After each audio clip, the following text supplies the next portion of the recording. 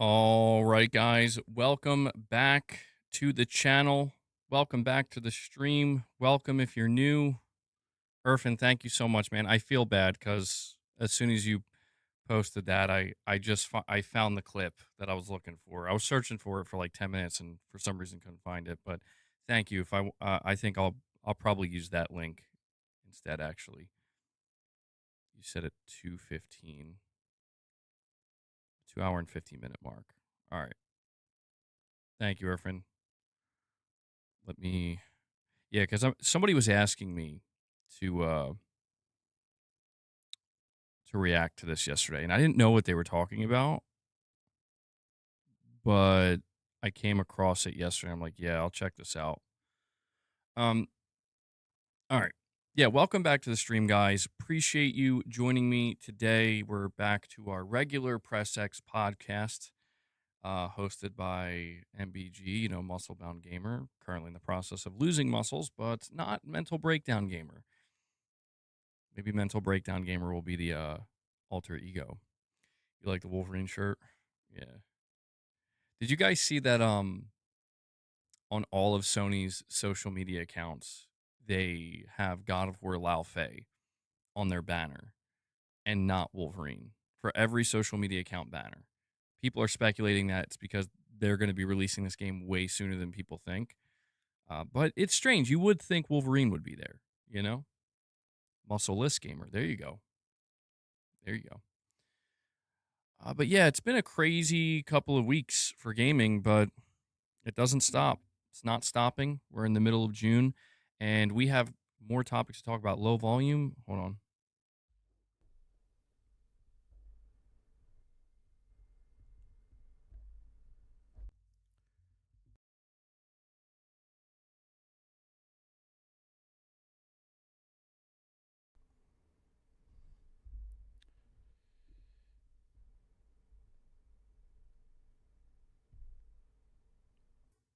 All right. How about now? We good now?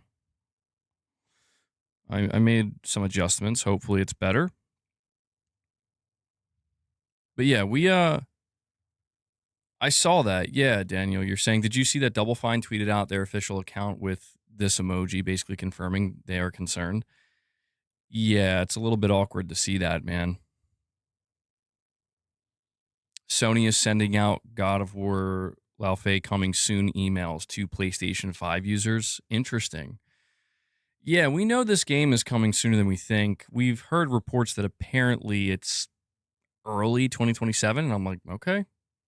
Okay. Captain Cubis saying that Lao Fei might be open world in his latest video. Interesting. Very interesting. That would be really interesting. I mean, they kind of give you that vibe a little bit with the key art, don't they? That would be really interesting. Nicodemus, what's up, man? Hellbound. Meant to say, what's up, Ray, Lady Gamer, Petrov. If I missed your name, hello.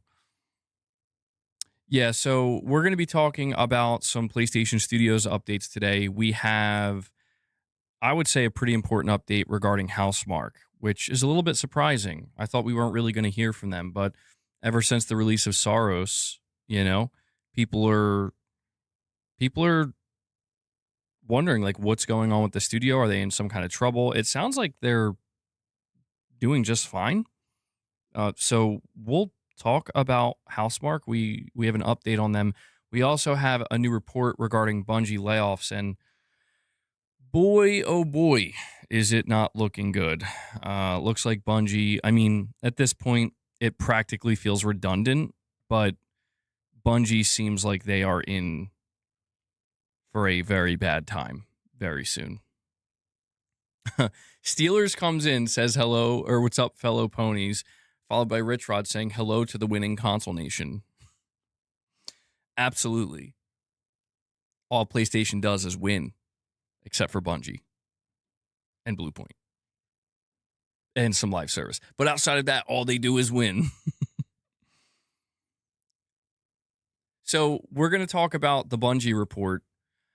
We are also going to be talking about Hellblade a little bit more because we are now getting more information that basically Senua was revealed as a way to entice buyers.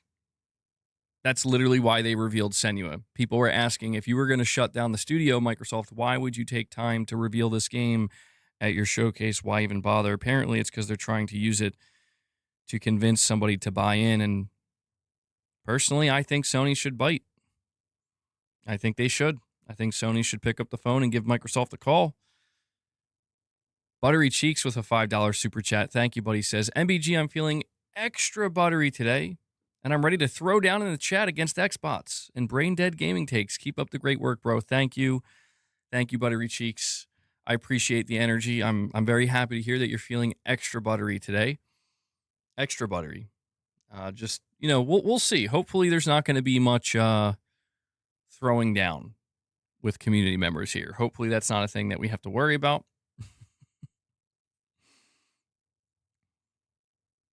Garrett, you're saying as long as Bungie gets laid off and no one else. Well, the thing that a lot of people aren't aware of with Bungie is that they have 800 developers, roughly. They have 800 employees. Like, I don't think I need to explain the absurdity of that. That is kind of unbelievable, to be honest. I'm not sure how that studio is not... Well, we do know. It's because Sony's still supporting them. If Bungie was on their own right now, they would be done. Like, for sure. For sure. So, we'll probably... I guess we should start with that, right? We'll start with the Bungie situation. Hashtag free Rich Rod. I mean, he's free. He's free. We freed him yesterday. A well-managed 400 dev team is more than enough. Well, that's what makes the report about Bungie interesting, in my opinion. What makes it interesting is that we're hearing that apparently Sony is about to cut Bungie in half. That up to 50% of the entire studio is going to be laid off. And when you first hear that, you're like, oh my God, the studio's done. But when you realize that it's a studio that comprises of 800 employees. So what that means is Bungie is going to be reduced to a similar size of, say, maybe somewhere close to like Naughty Dog or something like that. Because right now they're basically twice the size of studios like Naughty Dog, Guerrilla Games. And you just have to ask yourself, what? Like, how? Why?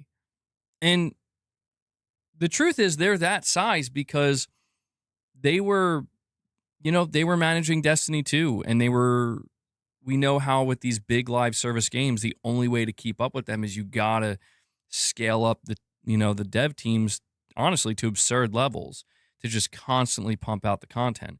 But now that Destiny 2 is going away and it's being sunsetted, here's what's interesting to me is that rather than that Destiny 2 team being put on Destiny 3, Sony's like, no, we're not doing that. To me, this gives us insight potentially into, where Sony really stands with Bungie at this point. They're not even going to let them. They're not even going to let them try Destiny 3. And I don't know that I could blame Sony, man. I don't know that I could blame them. But yeah, we'll go over the report in a second.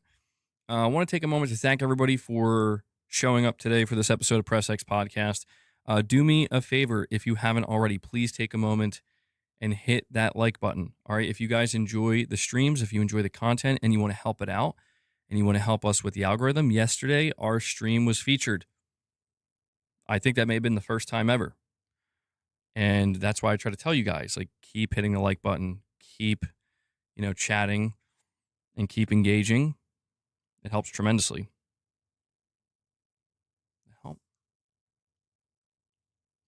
What that was. Why me? Why are you laughing? Why are you laughing?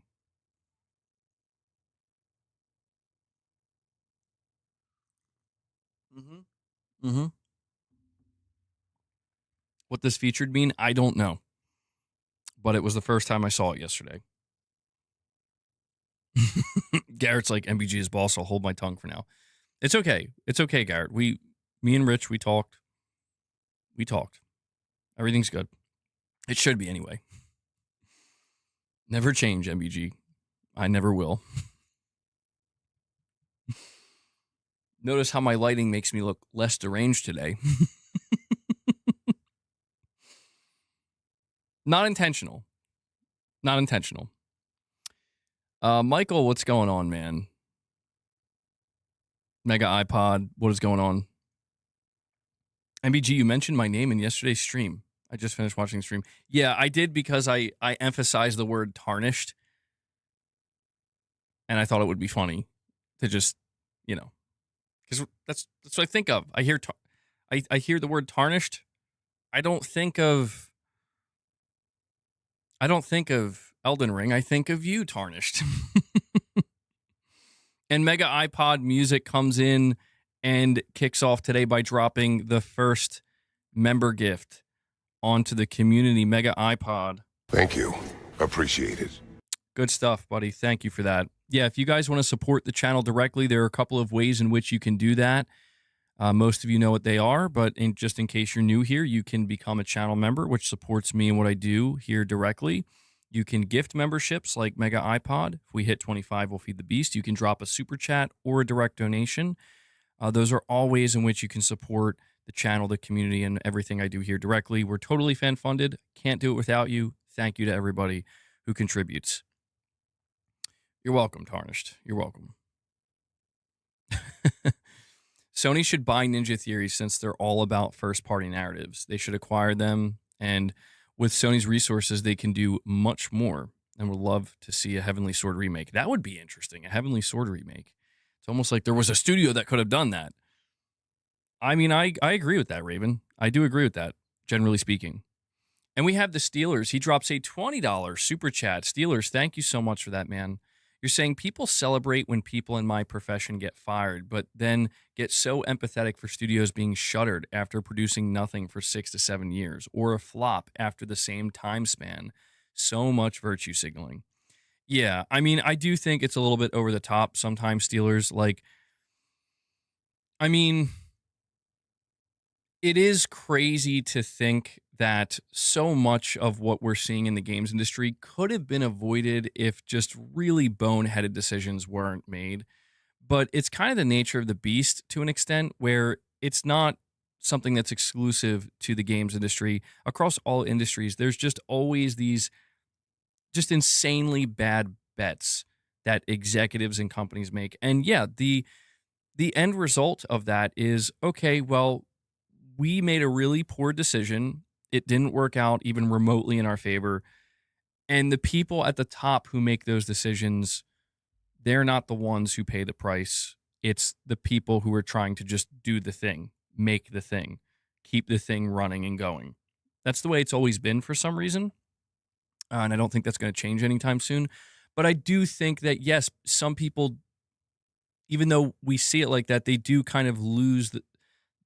It's like when we look at Bungie, I won't lie to you, I have almost no sympathy or empathy for Bungie. I have a small amount where, like, yes, I can say it sucks to see people losing their jobs, because if I take a moment to put myself in their shoes, that's going to be one of the worst days of my life. I definitely can empathize with that. But zooming out and looking at it from a more business-oriented standpoint, looking at everything that has gone down, I don't know that see, the reason why I mentioned like the high-ranking executives is because when you look at the situation that Bungie finds themselves in, and when you look at even the situation that Sony now finds themselves in since they purchased Bungie, it's like there was only a few select people who were in charge of leading and making critical decisions to prepare for the future. And those people who made those decisions are basically the reason why now hundreds of probably, you would assume hardworking developers who are just trying to do the best they can are now going to get laid off. And that also goes across to Microsoft and the Xbox division, as well as every other publisher that we're seeing kind of hit these roadblocks. Now, it's not to say that the high-ranking business executives that were making these decisions could have foreseen the level of turbulence that was coming our way after 2020 going into where we are now in 2026. I don't think anybody could have truly predicted all of this, but all this is to say, Steelers, that people do tend to overlook certain facts because one thing we talked about yesterday is that regardless of how much turbulence the industry is running into right now, studio closures and layoffs have always been a thing. They've always been a thing, especially when it comes to the studio closures. People talk about studio closures as if it's something brand new, like we're just seeing it this year. It's like, no, Sony has always shut down studios. Microsoft has always shut down studios. Studios that underperform and basically become a liability with no path forward and just become sheer dead weight, they always get shut down. And that actually extends to all publishers. It's for a long time people looked at EA as a graveyard. They still see them as that sometimes, where they would buy studios and then they'd shut them down, you know? But as we emphasized yesterday, people were questioning, well, why you focus so much on Microsoft? It's because the scale at which we're seeing this happen is unprecedented. We've never seen a company come in, buy multiple publishers, and now just a few years later, it's like, I mean, the only other time I can say we've seen something maybe close to this was with Embracer Group. Embracer Group is the epitome of they just dove in headfirst without even checking to see how shallow the water was and immediately cracked their head. And it was just like instantly over. But it's crazy. But that's Embracer Group. It's crazy to think that Microsoft may actually be on the path of doing something very similar at a much higher scale. That's what's concerning. But also when you see Sony with Bungie. But yeah, man, when you talk about the virtue signaling, I think some people take it a little too far. But there was this interesting post that came out yesterday on Twitter. It was a developer, somebody who used to work at Epic Games. I think they got laid off. They were like, they started the tweet by saying like, the gaming industry isn't a charity. And there were certain truths this person was revealing, but it didn't go down very well because the post was basically labeled as, it sounds like you're blaming gamers, man. Easy Tone, a member for 4 months, says, on a quick break at work, what is the overall PlayStation Studios update? Well, just to give you a quick bite size, I guess, portion of it, Housemarque is doing good. They're already on their way to talking about making their next game. They believe Saros is going to sell better over time, just like Returnal did. They have 120 developers now. They did say their next game might be smaller in scale, which tells me they want to reduce the overall budget of their next title. But they also said that they're going to continue to make hardcore gaming experiences. They're not going to compromise on that. And they referenced From Software as seemingly their biggest inspiration, where, From Software was making these games that were not necessarily the most popular. They were very hardcore, but all it took was one breakout success with something like Dark Souls. And now look at where they are now, right? So Housemarque seems to believe in themselves enough that they think they can they can follow a similar trajectory. The second PlayStation Studios update is there's a report from a French video game journalist claiming that Bungie is going to be basically reduced by 50% with mass layoffs. And that's going to happen, I think, in July. Yeah. So hopefully that helps you, Easy Tone. Mockween Ninja with a $5 super chat says, not many studios I'd advocate for Sony to buy, but Ninja Theory is one of them. They need to drop Senua and either go back to Heavenly Sword or a new IP. I'm in complete agreement with this, Mockween Ninja. I responded to somebody on Twitter yesterday where they quote tweeted me when I said, I think it would be cool to see PlayStation acquire Ninja Theory because I believe Ninja Theory could thrive with PlayStation. And I wasn't familiar with the person who quote tweeted me, but they said, MBG, Sony shut down a Remake studio.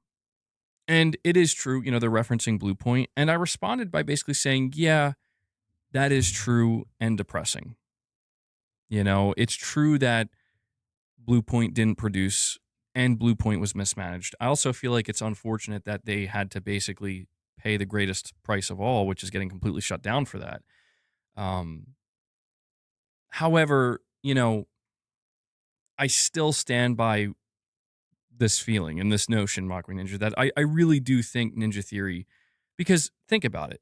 The situation we're in right now is if nobody steps in and buys Ninja Theory, they're gone forever.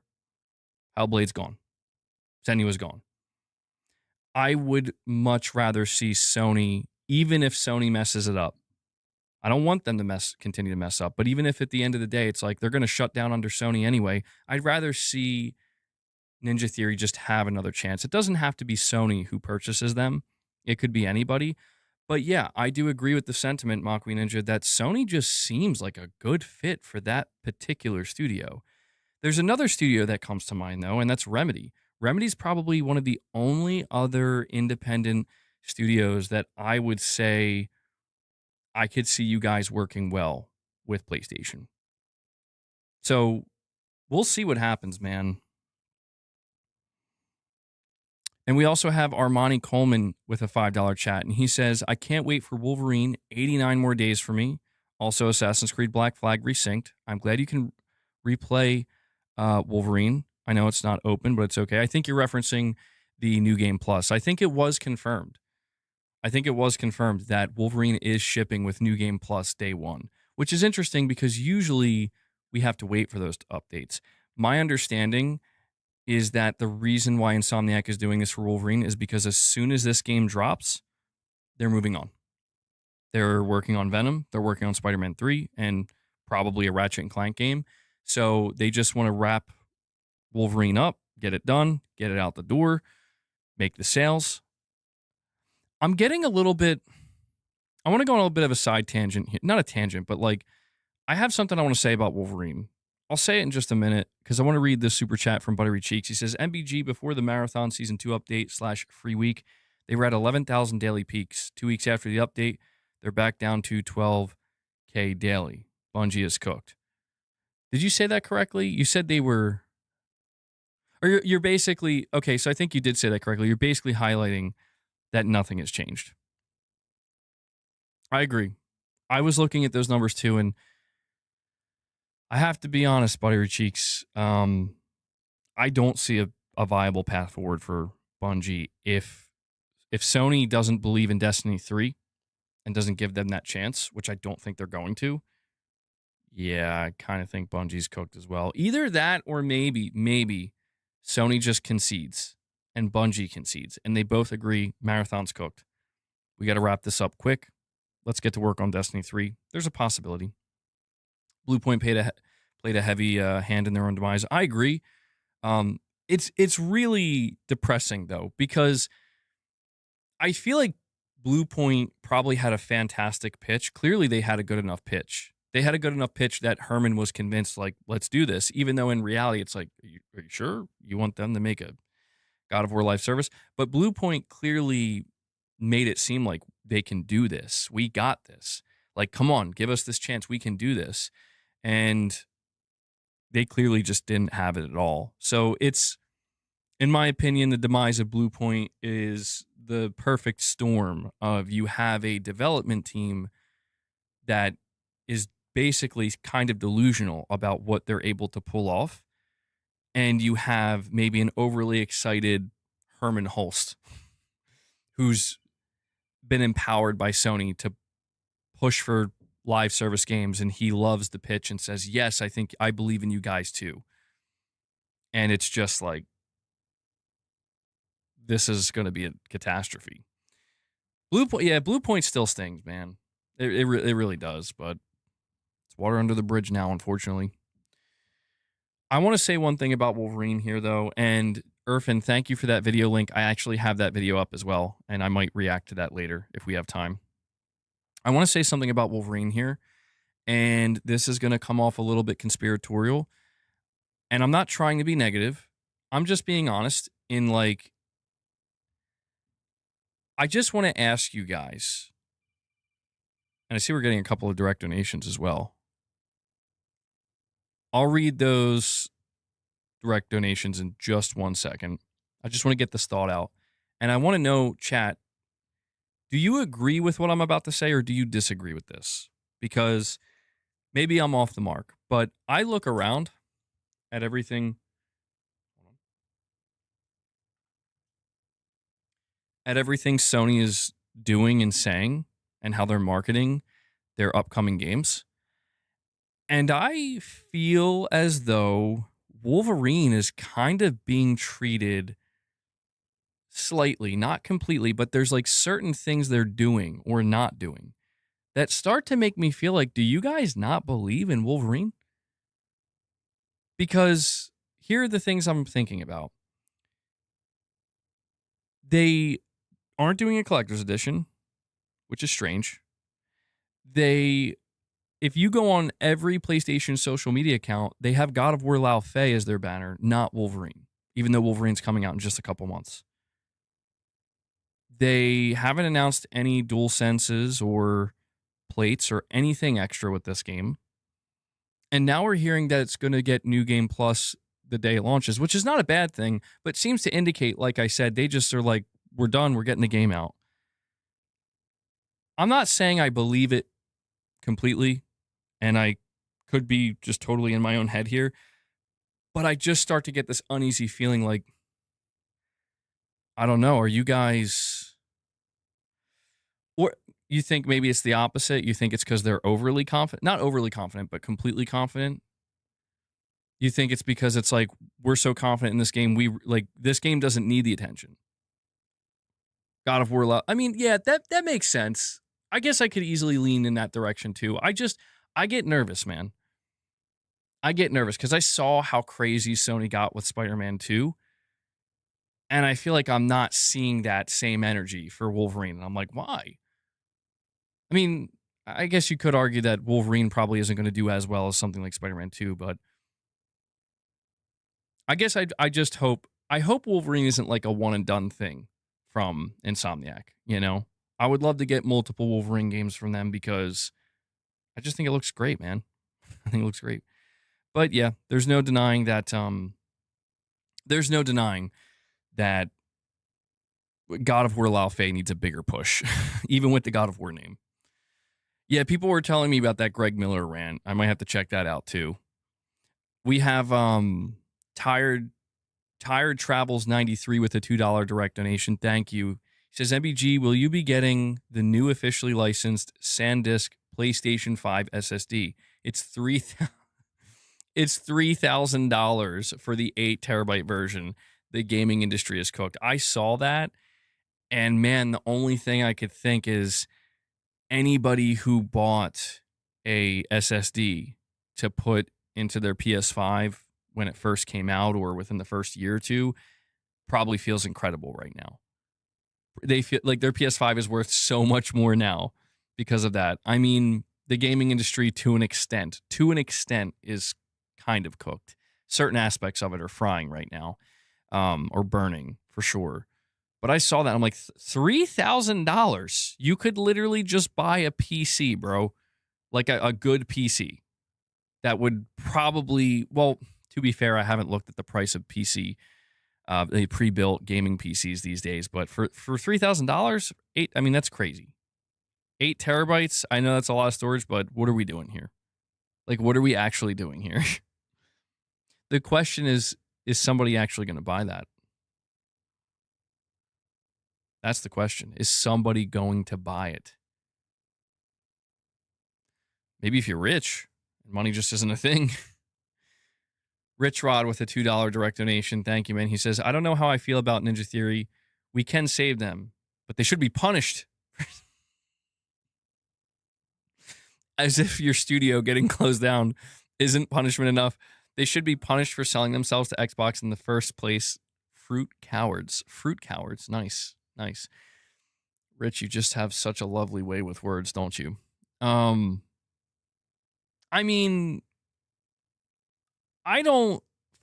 Truthfully, I don't agree with that, Rich, because I don't blame Ninja Theory for choosing to be acquired. You know, we talked about this yesterday. It seems pretty clear that Microsoft overpromised these studios and sold them a pipe dream. You could argue maybe the studios were foolish for believing that and agreeing and like signing a deal with the devil, right? For lack of a better analogy. But with Ninja Theory, the whole thing with them and Sony is they have a history. They did Heavenly Sword together, right? As a big PS3 exclusive. Now, granted, that was a long time ago, but the first Hellblade, which came out like 10 years ago, was a PS4 exclusive for some time. And I remember that was a game that, like, people kind of rallied around on PlayStation.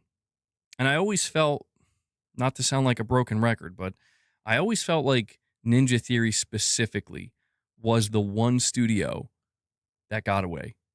Like, of all the studios that Microsoft acquired, I'm like, Ninja Theory, I feel like if they're going to be anywhere, they belong with Sony. And I genuinely feel that way. And now I feel like this is the sign that they went with Microsoft and it didn't work out.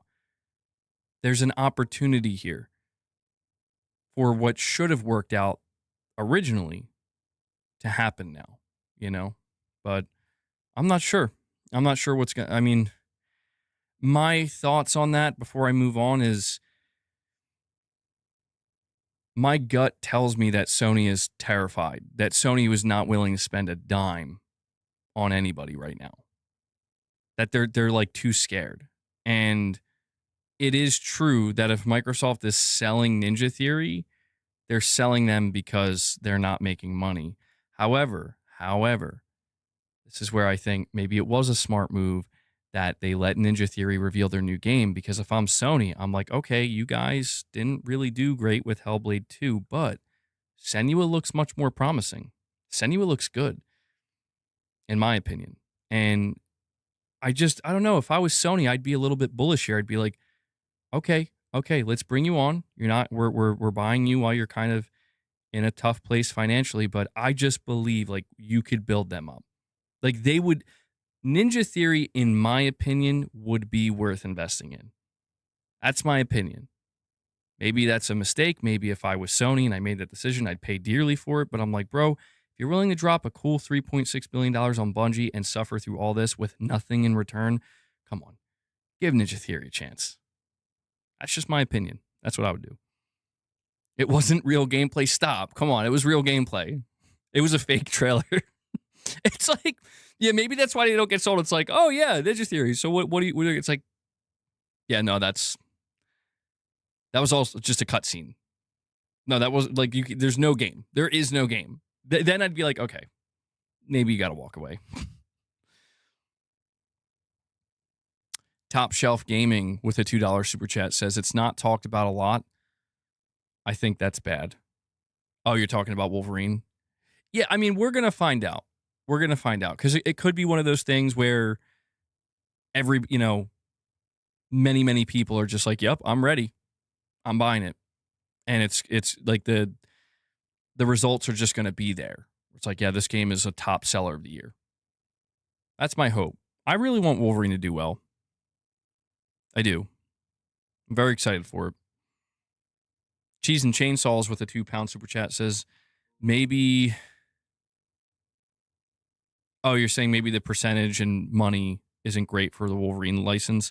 Well, it's interesting because I think that did leak out.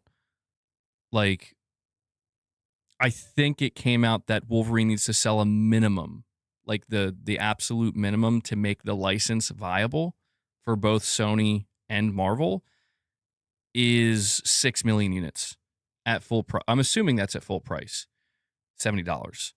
So that's a lot, like for any video game, that's a lot of pressure. That's a lot. I will say the confidence is high here, though, where it's like, see, maybe it's not as high as I think, because maybe there is a portion of this where Sony is a little bit nervous that, listen, the licensing deal we do for Spider-Man, it is different, obviously.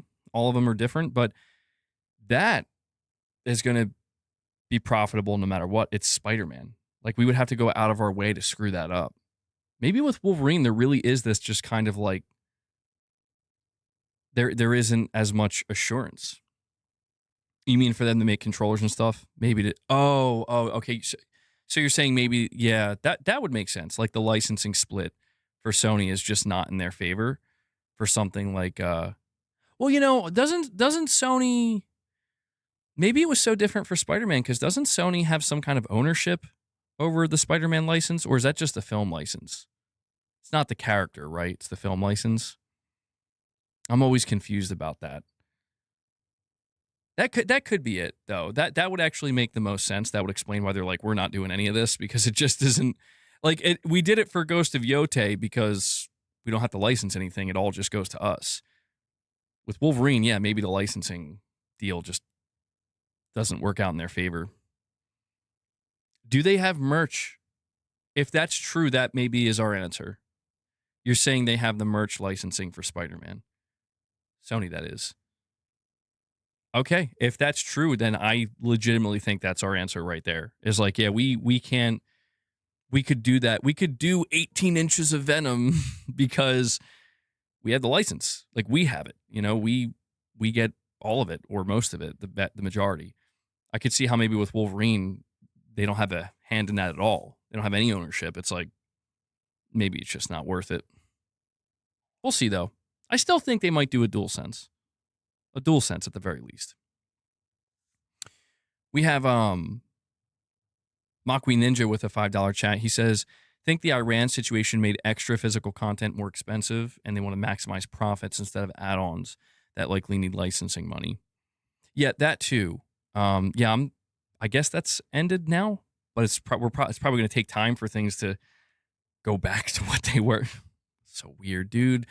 It's probably going to take time for things to settle down and go back to what they were. But yeah, I saw a few people bringing it up that because of the war, it's like, it's just messing like physical production of everything up.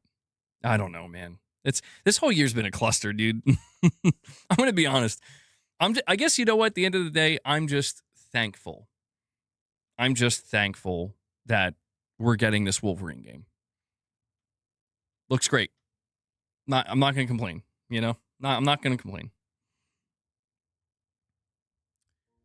We have Armani Coleman with a $5 chat saying, I agree with you, MBG. You're not alone. Wolverine, in a way, it's going to be more satisfying than Spider-Man 2 because first, it's M-rated and the claws. Couldn't have said it any better myself. Armani, I agree. That was the thing. When Wolverine was first revealed, we were concerned. Is this going to be a kind of like rated T for teen Wolverine? That rhymed. I don't like that. I don't like that rhymed. Less pain today? Slightly, yeah. Yesterday and today. Although, I don't know. It's ramping up a little bit right now, but we'll see what happens. Yesterday was pretty good. It's pretty good. We were concerned that Wolverine maybe wasn't going to be rated M. It is. Oh boy, it is. I mean, it's like Mortal Kombat levels of, not necessarily Mortal Kombat fatalities are just disturbing. Like, what's wrong with those people who even come up with that stuff? But the blood, I know people like complain that they don't like it disappears from his suit or whatever, but I'm like, yeah, but you're probably going to be killing so many people. It just should be blood everywhere all the time.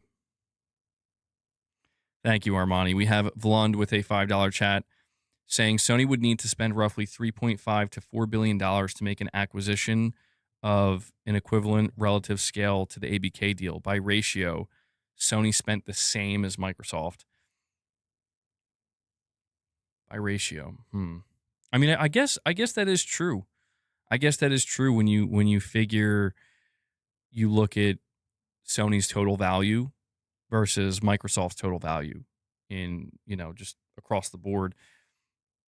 Yeah, I remember for a long time we were having conversations like, is Sony going to acquire Square? Is Sony going to try to acquire maybe like EA to combat ABK or Take-Two Interactive? And realistically, like, the more we talked about that and the more we looked over, it's like, that can't happen. Like, Sony literally can't afford to make they can't afford to make an acquisition of that size. It's just too risky. Even if they could get like a massive loan, it's like, is this even going to be worth it? No. I mean, look at what's happening to Microsoft. That it's not worth it for them, and they could afford it. So, you know, it's one of these situations where people I agree. It is easy to look at how much money Sony spent on Bungie and compare that to how much money Microsoft spent on ABK and to say it's not the same. But when you do factor in that for Sony, you know, like at the scale they're operating at in terms of just the sheer amount of money they can afford to spend and throw around. It's why like no matter how no matter how bad things get for Microsoft and how much we cover that, there's just no getting around the fact. This is why I said earlier, like it's hard for me to feel bad about the Bungie situation. It's like this is one of the worst purchases I've ever like. This is I still can't believe Sony did this. It's like you could have invested that $3 to $4 billion in anything related to PlayStation, and it would have yielded better results than this. You could have invested $3 billion into making a quadruple A Parappa the Rapper game, and that would have yielded better results than this Bungie acquisition. That hurts. That hurts. Okay, it's like it hurts to look at that truth where it's like this is why I don't think Sony's interested in doing Destiny 3 because I think Sony realizes. Like, my God, what did we do? Why? Like, what did we let Jim do? Why would we let him do this? Oh, and Blonde, I'm sorry, I missed your follow-up super chat. You're saying Ninja Theory plus Sony would be a bad idea. They already gave them a chance years ago with Heavenly Sword, and it didn't do that well to continue the partnership. Yeah, that is true. Yeah, we do have to keep in mind. I keep referencing that they worked with Sony before, but we also have to keep in mind that maybe there is a very distinct reason why they chose not to continue to work with Ninja Theory. That's a good point. That's a good point. I don't know. I guess I feel bad because I really liked Hellblade 1. It's like one of my favorite games. Truly. It's such an incredible game. Hellblade 2 I struggled with. I couldn't walk away saying it was a great game, but I still liked Senua as a character. I liked the story, I liked the world, I liked the characters. And I guess there's just a part of me that I feel like there's a potential that Ninja Theory, I don't know what has to happen for them to reach that full potential with the Hellblade series, but I think that there's something there. It's like a diamond in the rough. That's how I've always seen it. And I tried to even have faith that Microsoft would be able to be the ones to, figure it out. But I don't know. Maybe Ninja Theory's time is just done. It could just be that. Maybe they're just done. Or, I mean, if it's not Sony, there has to be a publisher out there that sees value in Ninja Theory. There has to be, right? There's got to be somebody out there. Could have recaptured the Japanese market again with that money. The possibilities are endless, Steelers. The possibilities are endless. Blund, thank you for the super chats, buddy. We have Jimmy Mac with a $5 super chat, and he says Sony's about to lay off 400 devs. They're looking to save money, not spend it. Yeah. I mean that's the whole thing. Like what I'll admit too. It's quite shocking to think that Sony has let Bungie go this long. I'm kind of shocked by that. I'm like, Sony, you've been funding this studio for like, of over 800 developers. Now, I heard something recently that it has something to do with payouts where like July is like something is expiring in July of 2026 where like now Sony can basically make the moves they need to make, which would explain why it's went on for so long.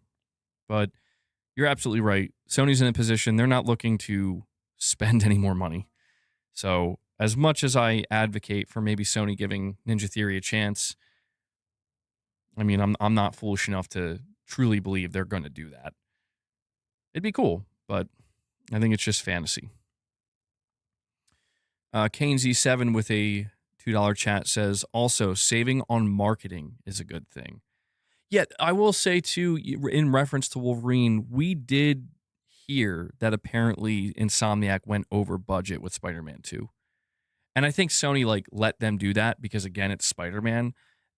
It is very much possible that after that, Wolverine was impacted, where it's like, we're tightening the belt. You're going to have a much smaller marketing budget for Wolverine. And to be honest, that probably more than anything is the most logical answer. Like that's like the Occam's razor, the most likely answer is probably the right one. Where Sony was not happy at how much Insomniac spent on Spider-Man 2. And also like who there Ted Price, he retired too. And so they have like a whole new leadership there at Insomniac. It's been that way for like I think over a year now, but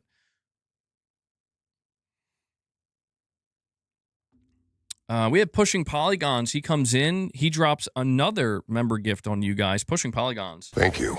Appreciate it. I do appreciate that, man. Thank you for contributing to the member goal. I will add that in here.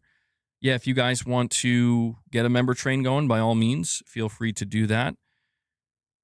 When it comes to, like, I'm sure you guys notice, like, there's just not members content anymore. When it comes to members content, I'm not saying anything right now. That's all I'm saying, is I'm not saying anything because I've said too many things. I've tried too many things. The only other thing I will say is I'm thinking about it. I have no idea. I have no plans at the moment, but it's something that's on the back burner in my mind that at some point I may have something to say to you guys. I may have an update. But right now I'm just focused on keeping things as simple as I possibly can in the name of just keeping things flowing smoothly. All right. But I appreciate all the support, and I'm always going to encourage that. We have Cheese and Chainsaws with a £5 super chat. He says Sony needs to be safe from acquisitions. Microsoft could have spent $70 billion 57 times and still have $10 billion left over if they had the money of their valuation. Yeah, so I think I understand where you're coming from, Cheese. It's like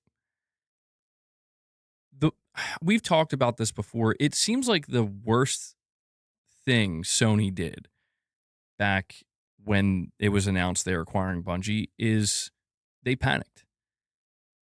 They claim that they were in negotiations with Bungie for like many, many months prior to the acquisition. And I kind of don't believe that. The reason I don't is because it's like, well, then how did you not know? How didn't you know that they're cooked? That they're in basically on the precipice of financial ruin. How did you not know that? Surely this is something you would have investigated and looked into and made sure to like have a good, well-rounded understanding of their financial situation before making literally the largest investment in Sony's history, the largest acquisition ever. And I think the more you ponder that, the more it comes into focus that they didn't talk to them for very long. Now, I don't know if it's necessarily that they literally picked up the phone that day and were like, we want to buy you. I'm sure there was some level of discussion happening already. But it's pretty obvious that the moment Microsoft announced that they're acquiring Activision Blizzard, Sony just said, we don't care to do any more investigation. We don't care to, we're going to take the leap of faith. And they got burned. It's like that was the wrong time to take a leap of faith. So, yeah, I do agree. So what Sony needs to do, I mean, this goes for Microsoft as well. If you think about it, over the last 48 hours, and even as we go forward and we get the official announcements of the closures and the layoffs, most of what we're talking about is in the past tense at this point. We're just seeing the results. We're seeing this is the dust now settling. And we're just kind of seeing the wreckage. you know? That's why it's like it's not a shock to anybody that what's about to happen to Bungie is going to happen. It's almost like, yeah, of course we knew this. To a lot of people looking at what's happening with Xbox Studios, not all of them, but many of them, it's like, yeah, yeah.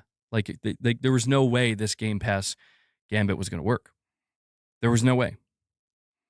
So really, we're just kind of in this really awkward, crappy phase of watching.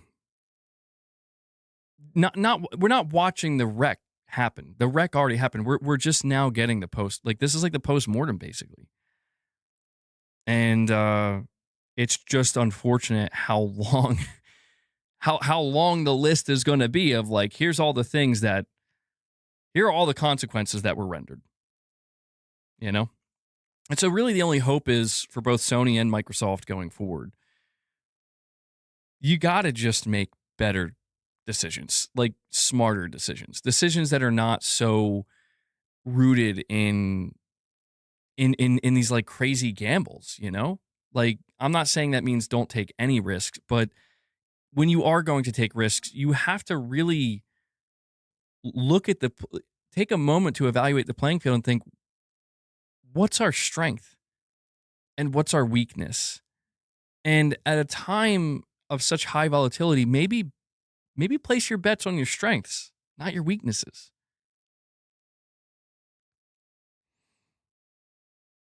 Makwi Ninja with a $5 super chat says Sony and Game Science would be great. Game Science just announced they sold over 30 million on Black Myth Wukong. I saw that. What? I'm not gonna lie. I see a number like that. It's difficult. It's nothing against Black Myth Wukong. Clearly, it's a great game. It's their first game, dude. Like, what do you mean it's out? It's like, did it outsell Elden Ring? I mean, that's unbelievable. That is literally difficult to believe. But if that's true and they sold 30 million, my God, they're not getting acquired. No, I don't.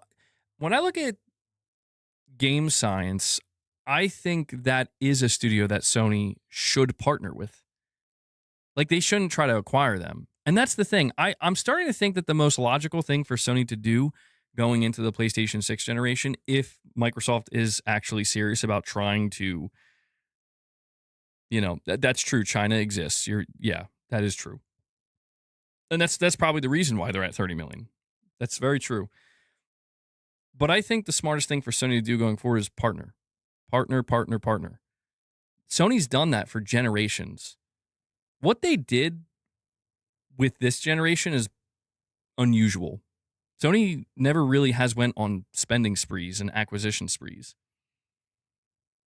What they've done for basically 4 generations is build really, really strong partnerships. And over enough time, when it really makes the most sense, maybe we'll talk about, you becoming a true part of the family now, just like they did with Insomniac, right? And Insomniac was the result of that. Michael Werner says, like the video, please, for me. Yes, guys, please make sure you're liking the stream. Don't hurt Michael. Don't hurt him. Okay? We only want to help him. He helps us, we help him. Hit the like button. We all know he wants to help me, though. That's why he's telling you to hit the like button. Yeah, that's crazy. 30 million sold is nuts. That is crazy. I can't believe that. I knew Black Myth Wukong was going to do well, but are you kidding me?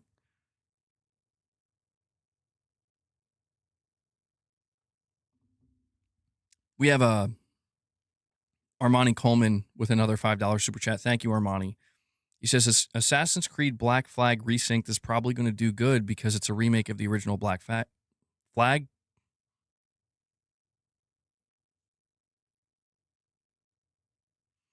Every time. I'm just gonna call it I'm just gonna call it AC4. I'm just gonna call it AC4. I'm gonna call it Resynced. I'm not trying to say those words again because it happens every time, dude. Skillful's like, take your time, MBG. Don't ban me, Michael. I don't want to get banned. YouTube, don't ban me. It was an accident. I know the AI is intelligent enough to understand that was a genuine accident.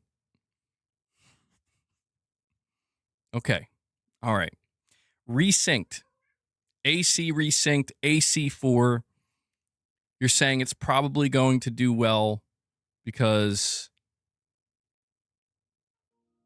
reasons. Probably not crazy good, maybe. I think it'll do okay. I think it'll do fine. Like, it is a remake. It's clearly not going to cost as much for them as it would a full-blown new mainline Assassin's Creed. But I think it'll do well enough. People, I don't know, people seem to be pretty excited for it, right? But I'm not a big fan of Assassin's Creed. I was not calling you that, Michael. Stop. Never. Irfin's like, get it together, MBG. I'm trying to hold it together. Cheese and Chainsaws with a £5 super chat says, I know you like Ninja Theory, but why gamble on them? They've done nothing. Bungie has generated $6 billion in consumer spending over a lifetime. Fix them. I mean, yeah, if we're being just totally and completely analytical about it and, kind of looking, like when you kind of put it down on paper like that, I get it. I get it. I like it's the brutal reality of many of these studios that end up closing, where it's like, what are the results? I will say, when it comes to Sony halving Bungie, making them, really shrinking them down to, even though 400 developers is still, they're still a colossal studio, but going from 800 to 400, I mean, there may be, I could understand from Sony's perspective why they see we can still maybe do something. We can get something out of this in the long run. Right? It may not be Destiny 3. It's clearly not going to be Marathon becoming a big success. But something. Something. Oh, interesting. Hold on. What did they just do? Irfin, you sent me a link to the Gaming Leaks and Rumors subreddit. Paul Tassi, he's saying positive reception to Destiny 2, the final update, has not moved the needle at Bungie.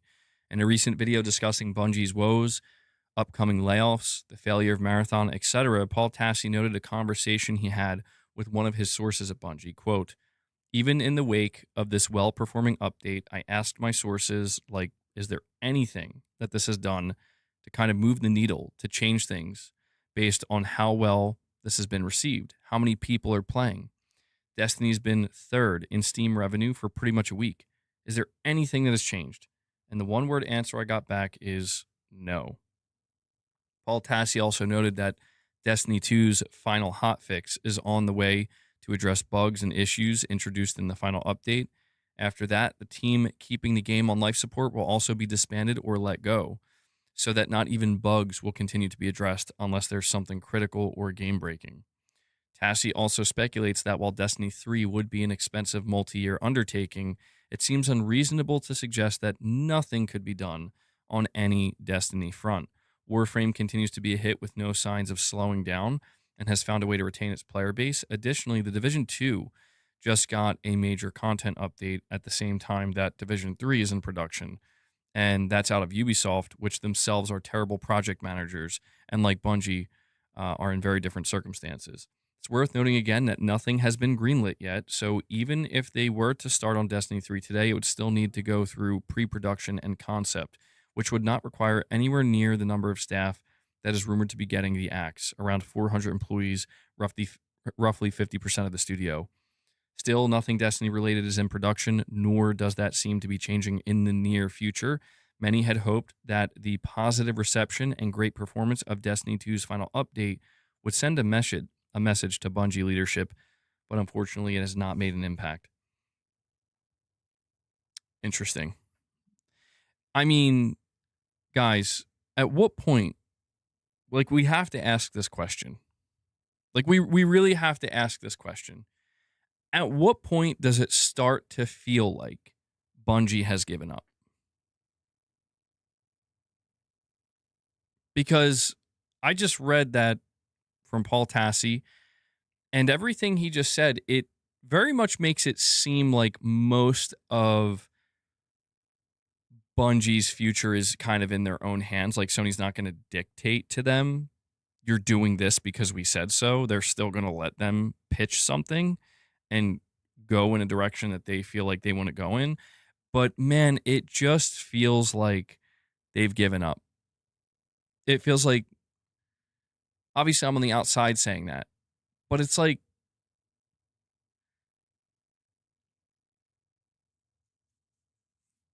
my whole thing with Bungie is if Sony is not willing to greenlight a Destiny 3 because it's going to take too long to develop and it's going to be too expensive and they just deem it too risky for whatever reason, maybe that's also fueled by the fact, a potential, what could be a fact, that Bungie doesn't want to do Destiny anymore.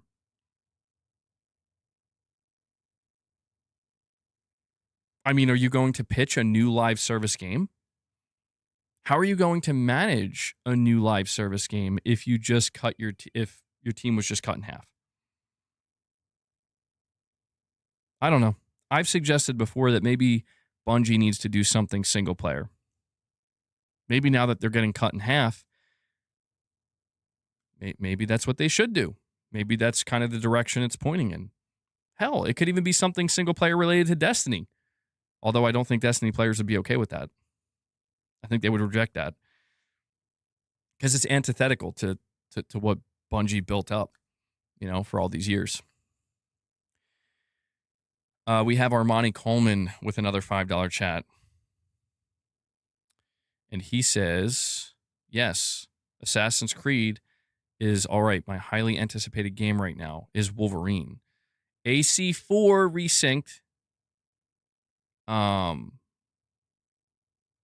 You're saying contract. I think you meant to say Control Resonant and Beast of Reincarnation. I think Control Resonant looks really, really good. Beast of Reincarnation, I have to admit, I'm not really interested in that game. It looks okay. I think that's coming out in August, right? And I think we also have a direct donation from PS Underground with a $2 tip. Says, genuine question, why is 400 getting fired at Bungie a positive thing for you? But then you crash out at Microsoft firing people. You seem to care for them more. I guess it's because it's not a positive thing. Like, ideally, Bungie would be in a position where they're still at 800 to 1,000 devs and raking in the money because they're producing good results. It's just that, like, my frustration between Sony and Microsoft is different for this one reason, okay? At least if we're talking about Bungie. Assuming that Bungie is the closest thing to the equivalent of what Microsoft did with either Bethesda or Activision Blizzard, it's because Sony, the big criticism I give Sony is you're kind of dumb or just extremely foolish. Like, my thing with Sony is you were dumb enough to get tricked. You were dumb enough to be tricked into actually spending this amount of money on this singular studio. What is wrong with you? But most of my ire goes to Bungie because it's like, what is wrong with you guys? Like, you had something amazing with Destiny 1 and 2. You have a massive fan base. Like, you have something here that so many other development teams and publishers would kill to have. And you're just pissing it away. And I don't even know how or why. And it gets so bad to a point where it's like, Sony, can you save us? And I'm like, you want Sony to save you? Sony, you think you can save them? Sony, you don't know how to run a live service game. What are you doing? And then I look at Bungie and it's like, you guys are the live service guys. What are you doing? So it's a match made in hell, dude. The difference between that and looking at Microsoft is when I look at Microsoft, it's because they wouldn't stop. Like, Sony made, in my opinion, one massive, very big, terrible investment based off of a completely ass backwards, upside down belief. That investment was in Bungie. It was $3.6 million, and it was made under the belief that, yeah, we can do this because sure we can. Or actually, maybe it was the opposite. We can't do this, but we believe Bungie can. And again, that's why I look at Sony. I'm like, how could you let them trick you like that? It's your job, Sony, your job to make sure you don't get screwed over by the studio you're trying to acquire because they cooked the books, because you didn't do your due diligence. My hope and what seems to be laid out in front of us, potentially, is what did we learn here today? Like, you're not going to make this mistake again, right? There's no conceivable way you're going to continue down this road because you're now suffering the consequences of this incredibly poor decision that after the first year, many people were telling you this was a mistake. This is a mistake, right? You compare that to Microsoft. Microsoft did this over the course of 10 years and they didn't stop. Even when we reached a tipping point with Bethesda, where it's like you just bought Bethesda to make your Game Pass gambit work. And it didn't. It backfired. It's still backfiring because you're refusing to get the message that the answer isn't buy even more studios and put even more studios at risk and continue to burn your business model to the ground. To burn your entire brand to the ground in the name of trying to prop up this flawed business model that has no place having anywhere near this amount of money, time, and resource invested into it. And yeah, for years, people, not just me, but many others, were trying to yell this and express this to Microsoft and their leadership and Phil Spencer. And in return, we got many of the fanboys saying, you're wrong, you're just haters. Microsoft knows what's best. Just for after a decade of being dragged through that, for the new Xbox CEO to be like, for all intents and purposes, yeah, they were right. No, not the Xbox fanboys. Everybody who was yelling at us, telling us this wouldn't work and this was a mistake. They were right. And that's what's been so frustrating. Like, that's why, yes, it is very true that Sony messed up. And this is why I'm still hard on them, because it's like, I don't want Sony to forget. Don't make the same mistake. Go in the opposite direction now. And I'm still genuinely concerned that Bungie's even around. It still worries me. Hopefully that kind of explains it a little bit. We have Corey the Legend Landiga. He comes in and he does what he does. I'm he no drops hero. another 5 Never member was. gifts for you guys, bring us Never up will to be. 7. So let me add that to the counter. Really appreciate that, Corey. We'll see if we hit 25. I'll see if I can bring Boss down and we can feed the beast. But yeah, I mean, I get it. Like, there's always going to be this conversation of like, well, who's worse, Sony or Microsoft? And to be honest, when I'm not all worked up, it's like, whatever, man. If people want to continue to put their faith in Microsoft, go right ahead. I can't every day of my life. I just can't spend all of my time trying to yell at those people. Like, do what you want.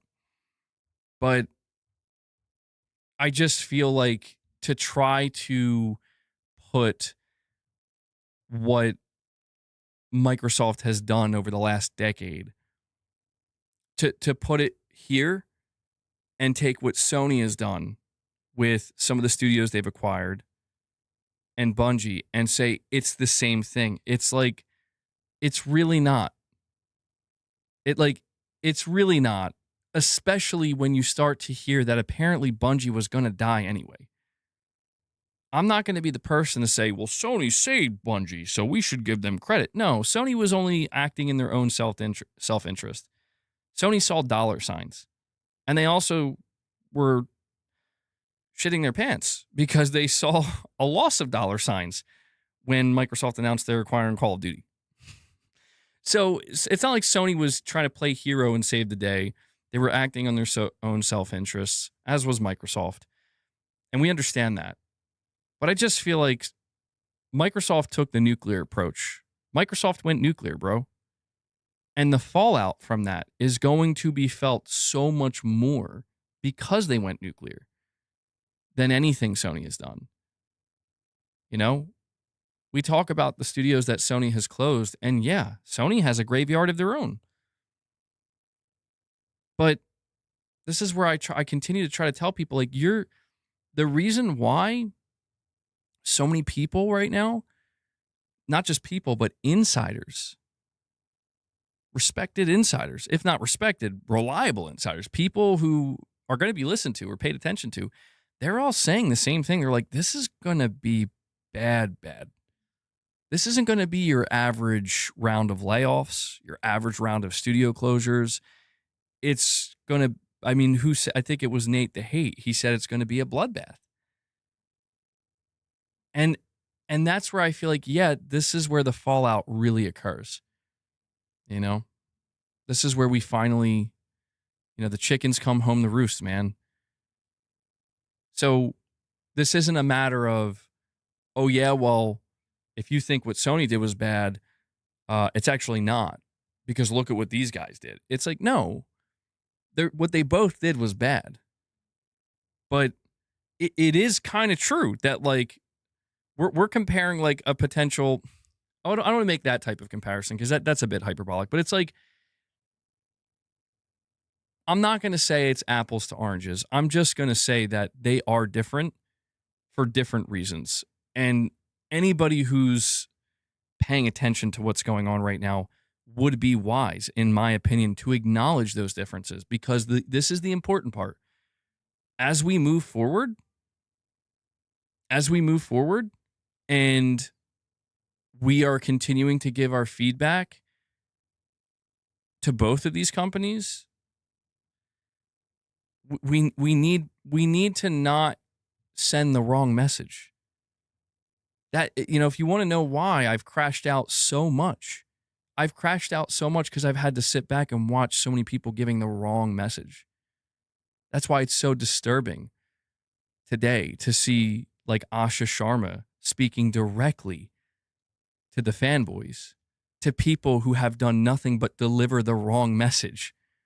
Like, she's literally speaking to people who were encouraging Phil Spencer and the leadership at Xbox to go in the wrong direction, which has led to this week of reckoning, or this month of reckoning. And that's why I take the L when certain PlayStation fans are like, but MBG, weren't you kind of encouraging Sony to go in the direction of live service? Yes. And I should have listened to you guys. I should have taken a step back and said, okay, maybe I should stop being overly optimistic and assume that this is only going to work out for the better. Maybe there is something to be very concerned about here. Maybe this is disturbing and a huge mistake. And I'm sending Sony the wrong message by being like, yeah, I think this could work. Sure, go for it. But sometimes it's just the way it goes.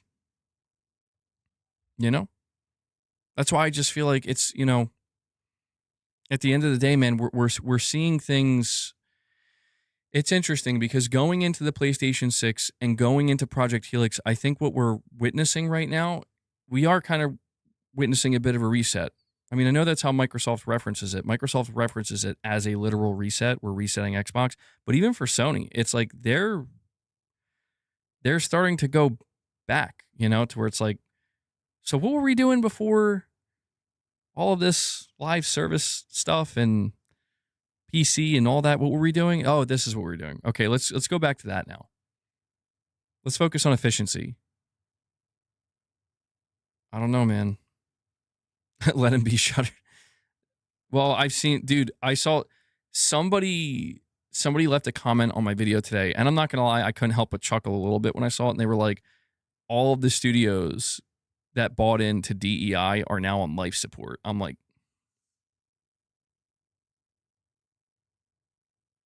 okay. I mean, like, to a certain extent, there is some truth to that, but I was like, that's crazy. It's not every studio, but I get the sentiment, you know?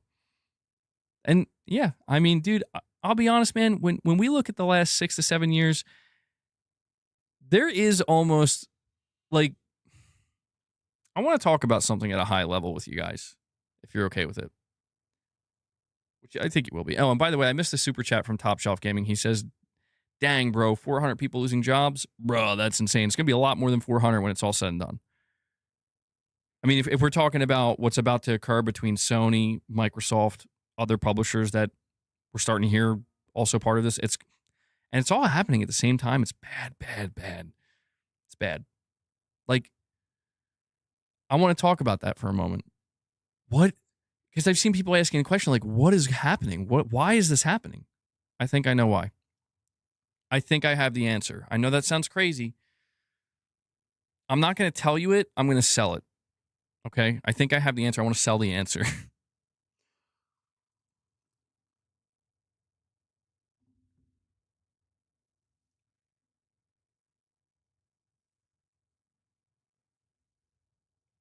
Guys, by the way, please keep hitting that like button. Apparently, my stream was being featured again today at certain points. I don't know what that means. I don't know if this is a new thing YouTube's doing, but this is the second day where it was saying my stream was being featured. So keep hitting that like button. All right, everybody who's hitting like and engaging in the chat and dropping support, you're doing something. So thank you.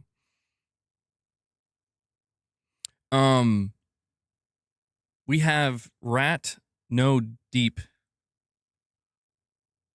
Bane. Rat. I just can't read your name right.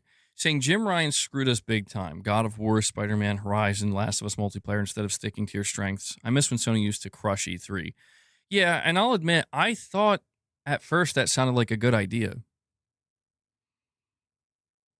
I really did. I was like, okay, so you want to have a live service Last of Us game that people can continue to play to engage with the Last of Us Naughty Dog game in between the single player games they're making. You want to have that for Spider-Man. You want to have that for Horizon. And I guess I had this vision in my mind that maybe was unrealistic. It wasn't obtainable, like realistically, where it's like, I mean, I kind of look at Horizon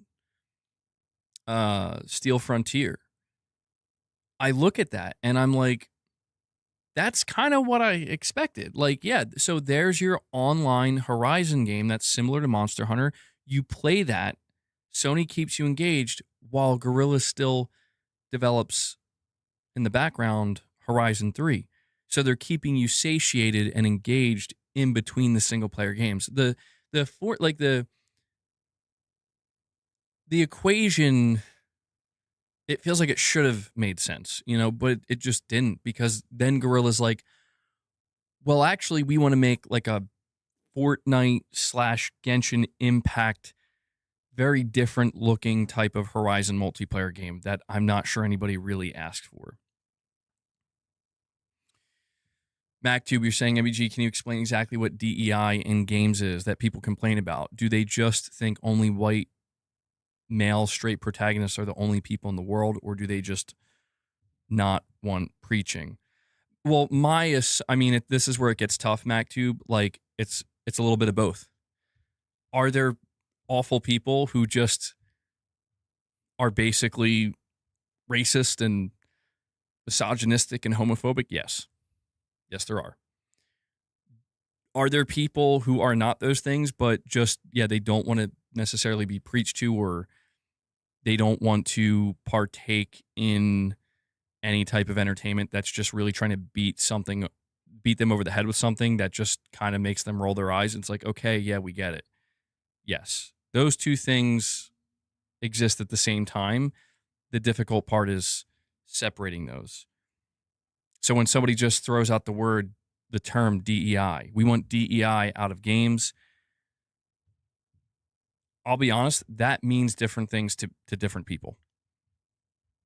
And so, not going to get into that. We've talked about that too much, but it's hard to have a decent conversation around that type of stuff because people get so worked up. People start to go all the way out there in the deep end. Concord's Gathering instead of Horizon 3. Concord's Gathering. I love that. I want to talk to you guys about something real quick, though. I think this is important. People are looking around. People keep saying it's not just Microsoft. Look at the entire industry. Look at what's happening. It's going to happen with Sony. It's happening with Ubisoft. It's going to happen everywhere. It's happening everywhere. What's going on? Like, what is wrong with this industry? Why is this happening? I want to read this to you guys if I can find it. I don't know if I'm going to be able to find it, though. It was a...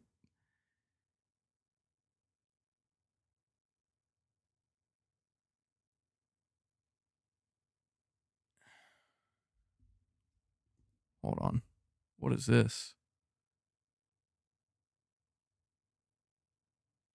Oh. Ah, okay. Okay, let me talk about this first. This just came out. Interesting. Stop laughing at me, unknown. Oh.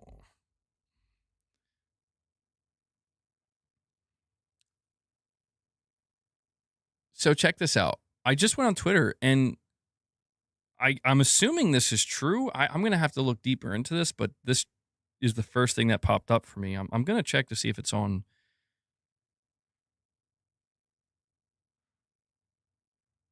Okay, I'm not seeing it on the Gaming Leaks Rumor subreddit, so I'm going to assume this is true.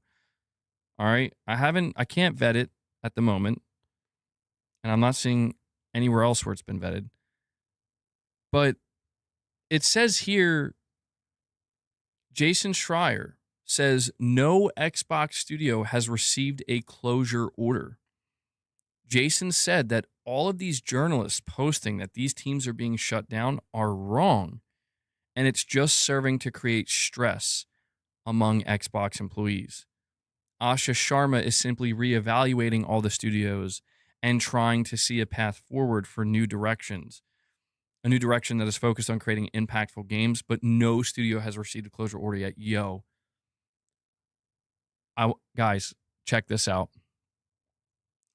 I literally said yesterday to when I was talking to Mrs. MBG, and it was just like a random thought I had. I'm like, what if by the end of this, what if this is all orchestrated? And I'm like, by the end of this, they close no studios down. And this was all just done to, I don't know, I guess to create something, to generate something. But I had that thought where I'm like, what if by the end of all of this, it's just like, yeah, nobody's getting closed. Everything's fine. I mean, that to me doesn't add up or make any sense. No, I swear to God, dude, I swear to God, I said that. I said that to my wife. I swear, dude, you could ask her. She would tell you. She would tell you. She wouldn't lie. She would tell you. But I said that because I'm like I couldn't think of a good reason why that would why they would do that though. I'm like, that just sounds insane. But then again, Xbox just seems insane these days. But I don't know why they would do that. Why would they do that? Especially if it's creating stress on their own studios. It doesn't, to me, it doesn't add up. But I had that thought. So that's why when I saw that post just now with Jason Schreier saying that, I'm like, interesting. Very interesting. Punch 180 with a $10 super chat says, can't talk about games without talking about the things that are also ruining it. DEI, toxic positivity, activism. I'm about to be done with Western games, LOL. I mean, yes, to a certain extent, all those things you just listed are absolutely, they have been present, especially in Western games, and they have done damage to a certain extent, depending on which area you're looking at and which game you're evaluating. You're absolutely correct. Whether or not that's going to be balanced out where it needs to be and calibrated correctly remains to be seen. Irfin, you're saying, MBG, it's worth noting that Jason isn't reporting anything. He's just giving his opinion. It's the video that I sent you. Okay. I appreciate you clarifying that. So it's just his opinion that he put in his video. Yeah, I'll see if I can watch it. I think it's like a 30-minute video. I'll see if I can check it out. Yeah, he has a YouTube channel now. It would just be a distraction for the layoffs, but no studio closures. That's an interesting way to view it, where it's like, hey, we didn't actually close anybody down. Thousands got laid off, but we didn't close anybody down. I mean, that would be a crazy tactic, dude. Like, okay, I guess that would work. People would be like overlooking the fact that so many people got laid off with the, if it's like, but hey, no studios got shut down. So that's good, right? Very interesting. I guess we'll find out. We will find out. We're on the path. We're almost there. Blund with a $5 super chat. Thank you, buddy. Says, my super extremely gay friends hate DEI video games more than me, LOL. I'm asexual. Basically, I'm also part of a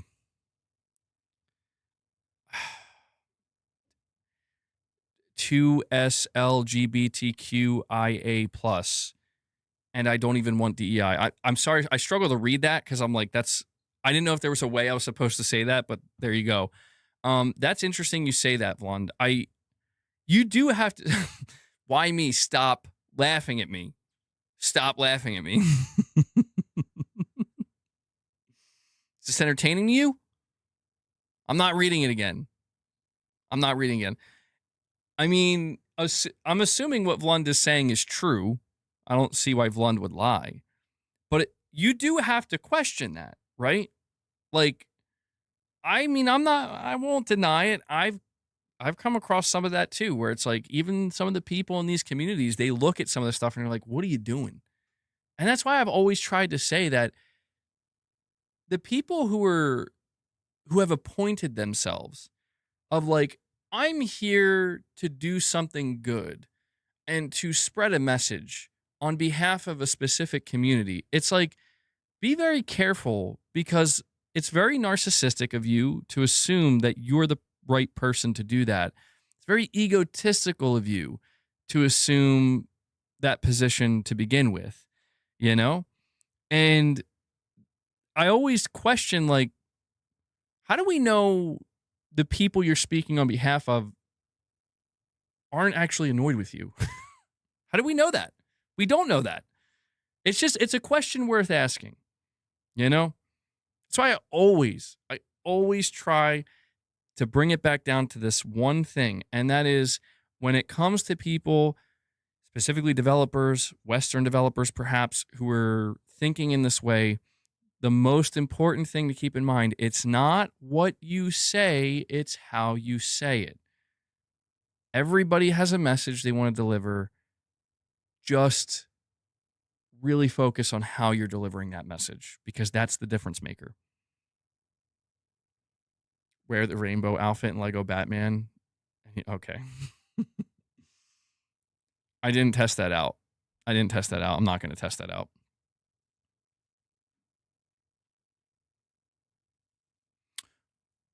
Hold on. Let me see something.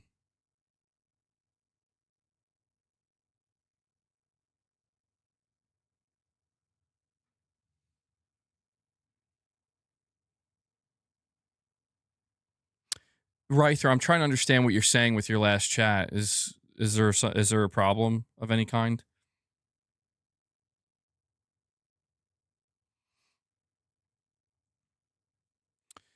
All right. Um.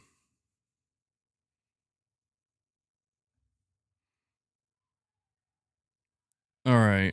Hold on.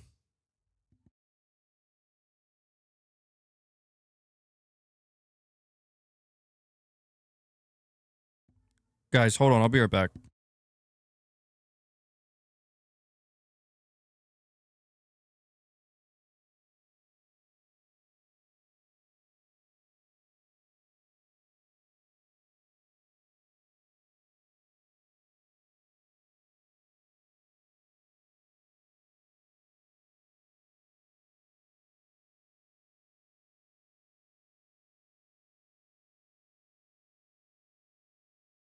All right. Sorry about that.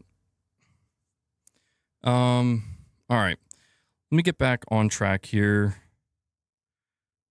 All right. So, yeah, I got very thrown off and distracted. I wanted to try to bring something up. Who is who? Irfan, maybe you can help me with this. Irfan, if you can't, there has got to be somebody in the chat that can help me with this. There was a developer yesterday who put out a post that I think went kind of viral about the Xbox situation. And this developer was from Epic Games. They were working on Fortnite for many years, I think. I think they were somewhat well known, but I don't know their name. And I can't find their post. Does anybody know who I'm talking about?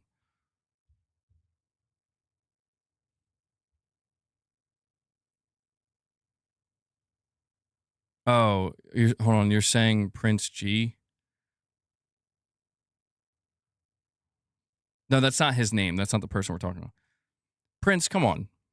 Knock it off. Prince, you have a tendency to say you have a tendency to start saying stuff that causes problems. So I'm not giving Rich permission to do anything, but I'm just gonna issue a firm warning. Prince, calm down. Calm down.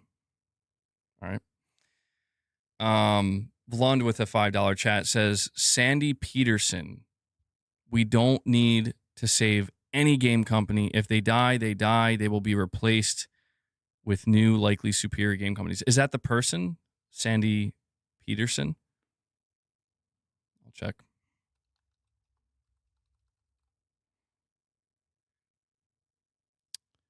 Let's see. SP. Nothing's coming up. I don't know. I apologize. I should have had this ready to go. I don't know if I'm going to be able to find it, but I wanted to cover. I'm trying to see if somebody gave me the name of this developer or not. It doesn't look like anybody knows who I'm talking about. Okay, so I apologize. I'm not going to be able to. I'm probably not going to be able to find this post, but I guess I can still try to deliver the point that I wanted to make here. This person's post that I'm referring to. This person's post basically, it was again a developer, and it was referencing an article that was written up, I think by Polygon or something, saying that Xbox should just sell, or Microsoft should just sell Xbox or something along those lines. But what they were saying is that essentially gaming is not a charity. They were talking about how there's this major disconnect between gamers and the market of gamers and the business realities, where he was referencing things like loot boxes, AI, season passes, battle passes, all this stuff, and how, gamers have pushed back. Like, we've just continued to push back and be angry at having to spend more money. And, I'm really doing a horrible job kind of paraphrasing this long post that this person put out. But essentially, that's what they were saying. And by the end of it, they were basically saying, like, the whole industry is going to have to reset and find a new model that's going to work, that isn't going to get that type of pushback, but is also going to be able to facilitate enough profitability to keep this thing going. And it really got me thinking. Now, obviously, he got a lot of pushback because a lot of gamers were like, oh, so you're blaming gamers now. But the reality is there is truth to what he's saying. No matter how angry people want to get, it's like there is truth. You know, there is some level of truth where it's like, here's my take on that. This is my honest to God take where I'm like, okay, so if we were when it's positioned like this, it's like, who's to blame? Do we blame the corporations and the business side of it? Or do we blame, I mean, basically the market? Well, you can't blame the market. The market is the market. If the market doesn't want something, that's not their fault. They don't want it. It's the literal job of these companies to find out what the market wants. When you discover what they want and you're able to give it to them, they'll buy it. This is literally what Take-Two CEO Strauss-Zelnick said recently. He said, when it comes to something like GTA 6, the reason why they aren't worried about anything that's going on. Now, granted, I mean, he has the biggest property in the world, but look at the time and care that goes into it.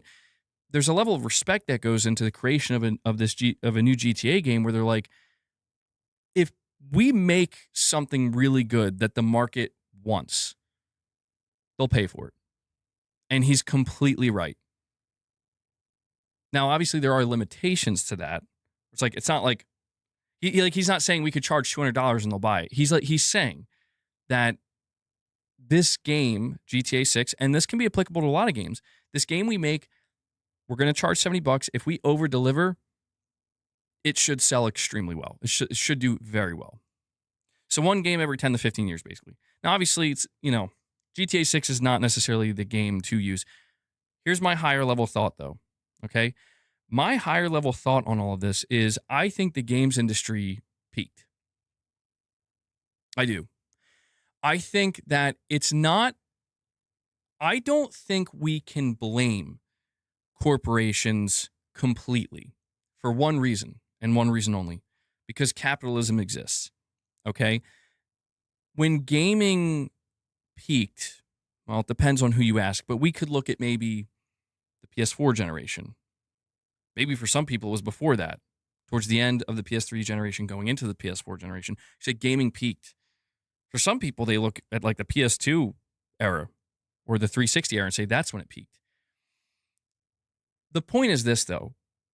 Wherever you see that peak, just know that there was always, at all times, it's a machine that never stopped. The forward momentum never stopped. No matter how good this is, we need more. We need more growth. We need more revenue. We need more profits. And you see that reflected where games need to be bigger. They need to be better. They need to be prettier. They need to be more diverse. We need to have more games in general. We need to grow. We need to grow the market. We need to grow the market. And you have to understand, thank you, Irfan. I appreciate you trying to find that, man. It's all right. We have to understand that that is something that is not ever going to stop or go away. And I think that is the problem. It's not the market. It's not the gamer. It's not the developers.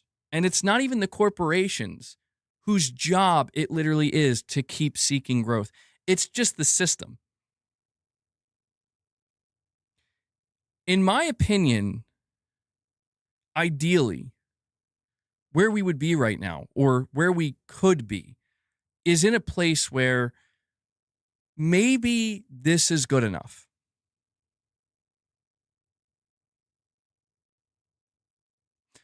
What I just said is not something that any business, I don't want to say any publisher, but higher higher level businesses and higher level corporations, that's not something that exists for them because it just doesn't. This is why everything we're watching happen is so painful to watch, because even though that doesn't exist for them, even though they're not capable of saying, maybe this is good enough, maybe this is enough, does it really need to be more than this? Well, look at what's happening. You have to scale down anyway. They're being forced. That's what we're witnessing right now. We're watching the greed, the overstimulation, I guess you could say, of the need for growth. Because I'm not going to say growth is bad. It's like growth in and of itself in terms of business is not bad. But it depends on how you're viewing it. Are you looking at it as this is about the long term?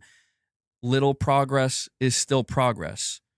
One step at a time, inch by inch, we're going to get there. Or are you focused on these big leaps and constantly chasing the next big thing because you just want to go from point A to point Z as quickly as possible? You want to get to the end as quickly as possible. That's the problem. It's not growth in and of itself. When I sit here and I say, maybe these corporations, maybe the solution is take a step back and say, maybe this is enough. It doesn't have to be permanent. But just for now, focus on very small, very incremental growth. Don't even worry. And that's what we're witnessing, guys. This is the higher level thought. It's being forced upon these corporations now. It's being forced. The industry is being forced to correct itself because the only alternative is you're going off the cliff now. You've gotten ahead of your skis. You've gotten overly excited, overly ambitious. You flew too close to the sun. So now it's going to correct itself. And that looks like these companies realizing that all the things they were trying to push, all the things they were trying to force through in the name of we just need more. We'll worry about the sustainability later once we get more. It's all being slowly, but it's happening pretty rapidly now. It's being reversed because it's like you can't force these things. Look at how crazy the industry has gotten where they're like, we need new customers. What do you mean? You're literally throwing out your current customers to get new ones when your current customers are the one that got you where you are. And for these companies, it's not good enough. Well, we can't just rely on our same customer base because, we've already extracted as much money out of them as we could. We need more. And that's why I don't really feel too bad about everything that's going on. Because it's like, okay, then go ahead and try to get more. Let me know how that works out for you. Because what they're all going to do is come crawling back. That's what we're watching. And it's not just with Microsoft, it's with Sony too, to an extent. Look at how they're starting to crawl back. Yeah. Yeah, that's right. You should come back and treat the people, the customers, your fans, the people, the customer base, the market that got you where you are. Start to treat them with more respect. Rather than daydreaming, with your head in the clouds about being the next Fortnite. Because guess what? Fortnite is an anomaly. It's not you, Sony PlayStation. It's not Microsoft. Game Pass isn't Netflix. It's never going to be. I'm not saying don't try new ideas. I'm not saying don't try to innovate and experiment. What I'm saying is don't make that the only thing you're obsessed with and basically throw out the baby with the bathwater. That's the whole point here. And so if after all of this, you're right. Of course, they're not our friends. It's not about being friendly. It's about understanding that the reason why I advocate for those things, that's the advice I give to these corporations, is because if you don't do that, this is your result. We have tried to warn them. The people that you are trying to make customers, to convert into customers, do not care. And they're never going to unless you completely change everything about what your brand is and what you do. And I feel like especially the last 7 to 8 years is the greatest example of that. Who do you think your market truly is? And that's why all of this is happening at one time. Because we just kept going and going and going. That's why when I talk about PlayStation specifically, I always say that, like, listen, if there's one thing, in my opinion, they did do right, whoever's idea this was deserves credit because it's, in my opinion, it's what's saving them and what will hopefully continue to save them. There were two things. They said we shouldn't completely deprioritize the console because that's where we make our money. Okay, yes, don't need to be a genius to figure that one out. But more importantly, even though we're about to get crazy with live service and waste all this money and just hurt ourselves, we should still make sure we have a good, if not good, a serviceable enough cadence of upcoming single player games in case it goes bad. That's the only thing I can say that Sony truly did right, where it's like, well, it went really bad. So it's a good thing you decided to greenlight Wolverine. It's a good thing you have this God of War Lao Fei game. It's a good thing you let Naughty Dog make a new IP and all that stuff, because it's like, yeah, it's a good thing you greenlit Until Dawn 2 because this is all you have now. And without it, you would have nothing. And considering this is all they have, what does that tell you? It tells you exactly what I said previously, which is Sony, again, hindsight 2020, you should have just double, triple, quadruple down on your single player experiences that your player base likes. Leave the Fortnite to Epic Games. Leave the Call of Duty to Activision. You know? But, and I don't know. I'm not going to go any further than that because I'm going to become over redundant. I already am being overly redundant.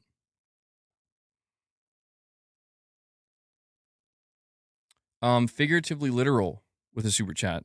Hold on, let me make sure I'm not missing any others. Yeah, figuratively literal. You're saying here, the keyword is yet. If you watch Jason Schreier's video, he says Xbox will look very different.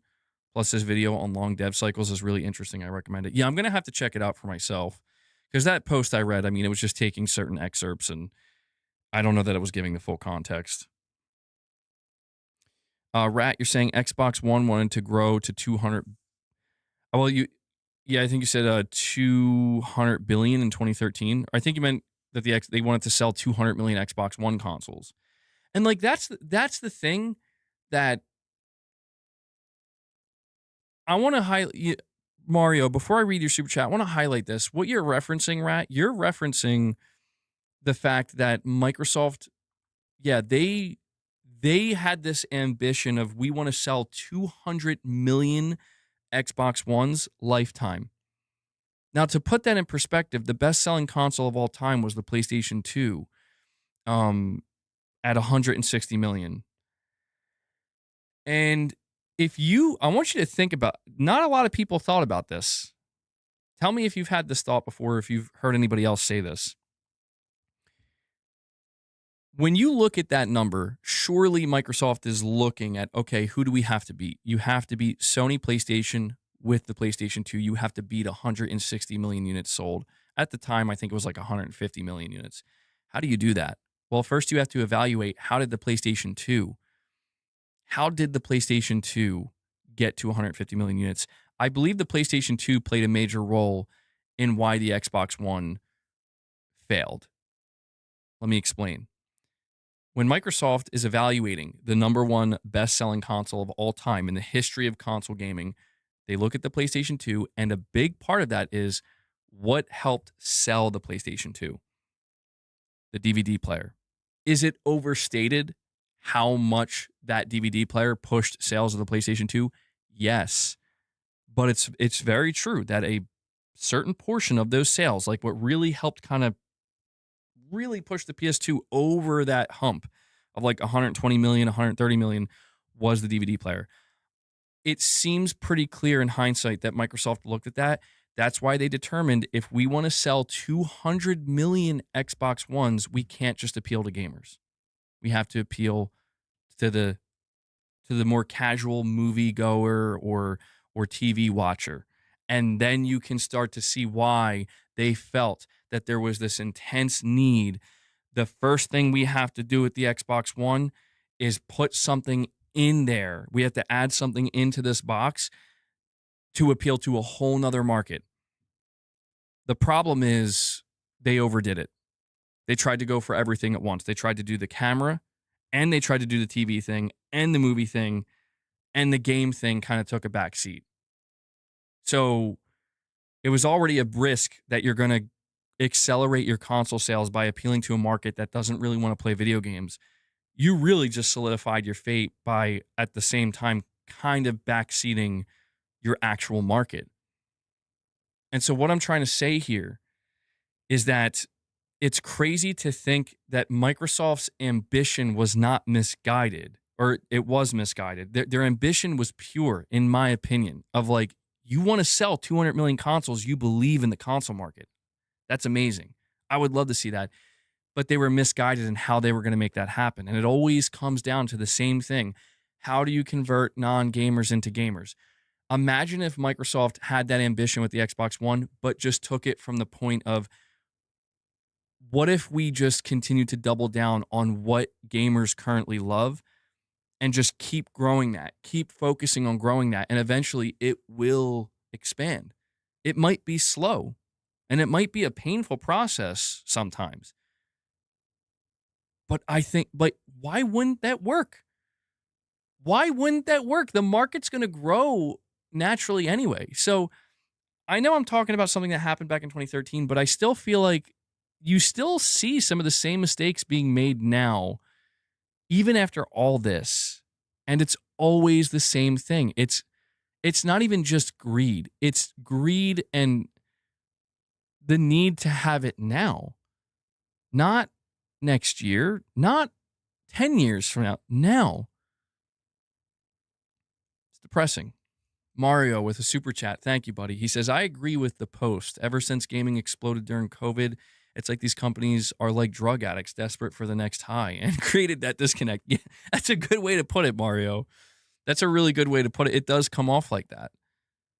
It does come off like that, where it's like, what are you guys doing? Like, what is this crazy? It's almost like they're gamblers, dude.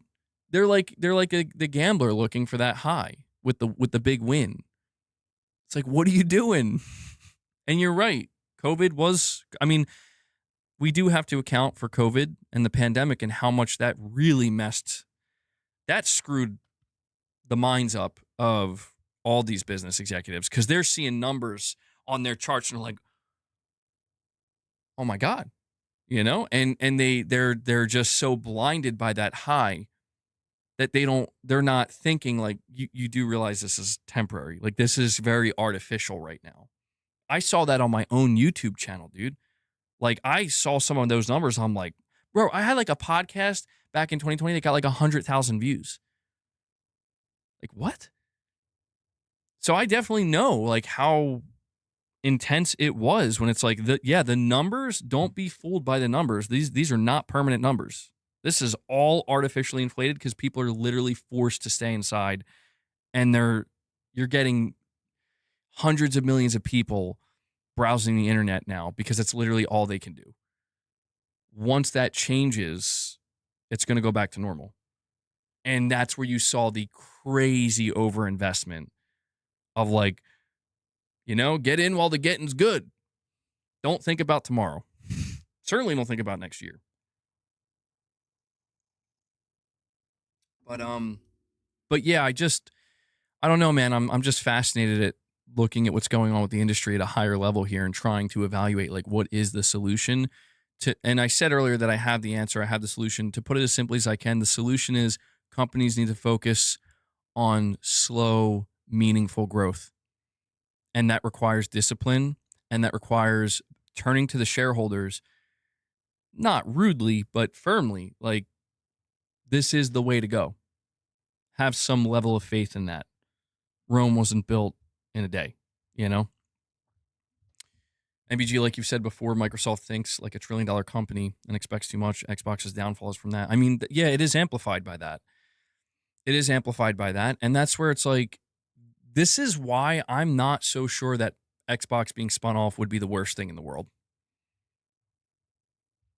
Like, the idea of you're no longer beholden in the same way that you were to a multi-trillion-dollar corporation that's at the top of the world. That expectation is removed now. You're on your own, and you can operate within different parameters. I mean, yeah, there would have to be shrinkage like we're seeing right now, downscaling, downsizing.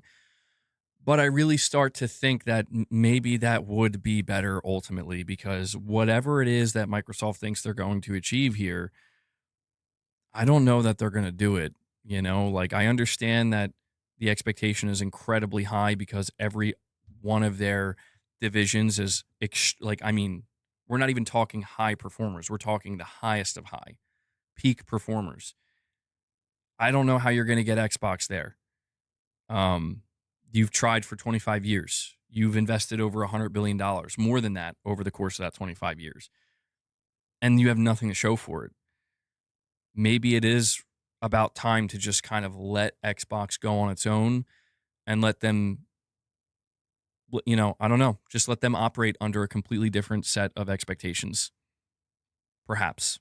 I don't know. Maybe that would kill them overnight. I really don't know. Whoever says that to shareholders is fired. And I know. And that's the sad reality, Cheese, is it's like you can smell it. You can smell it in the air. Like you can just tell that so many of these executives, it's all just about it's corporate politics, man. And shareholders have probably the biggest influence over corporate politics than anything by far. And we don't have enough people running these corporations. We don't have enough people in charge that have the conviction to say we're not doing that.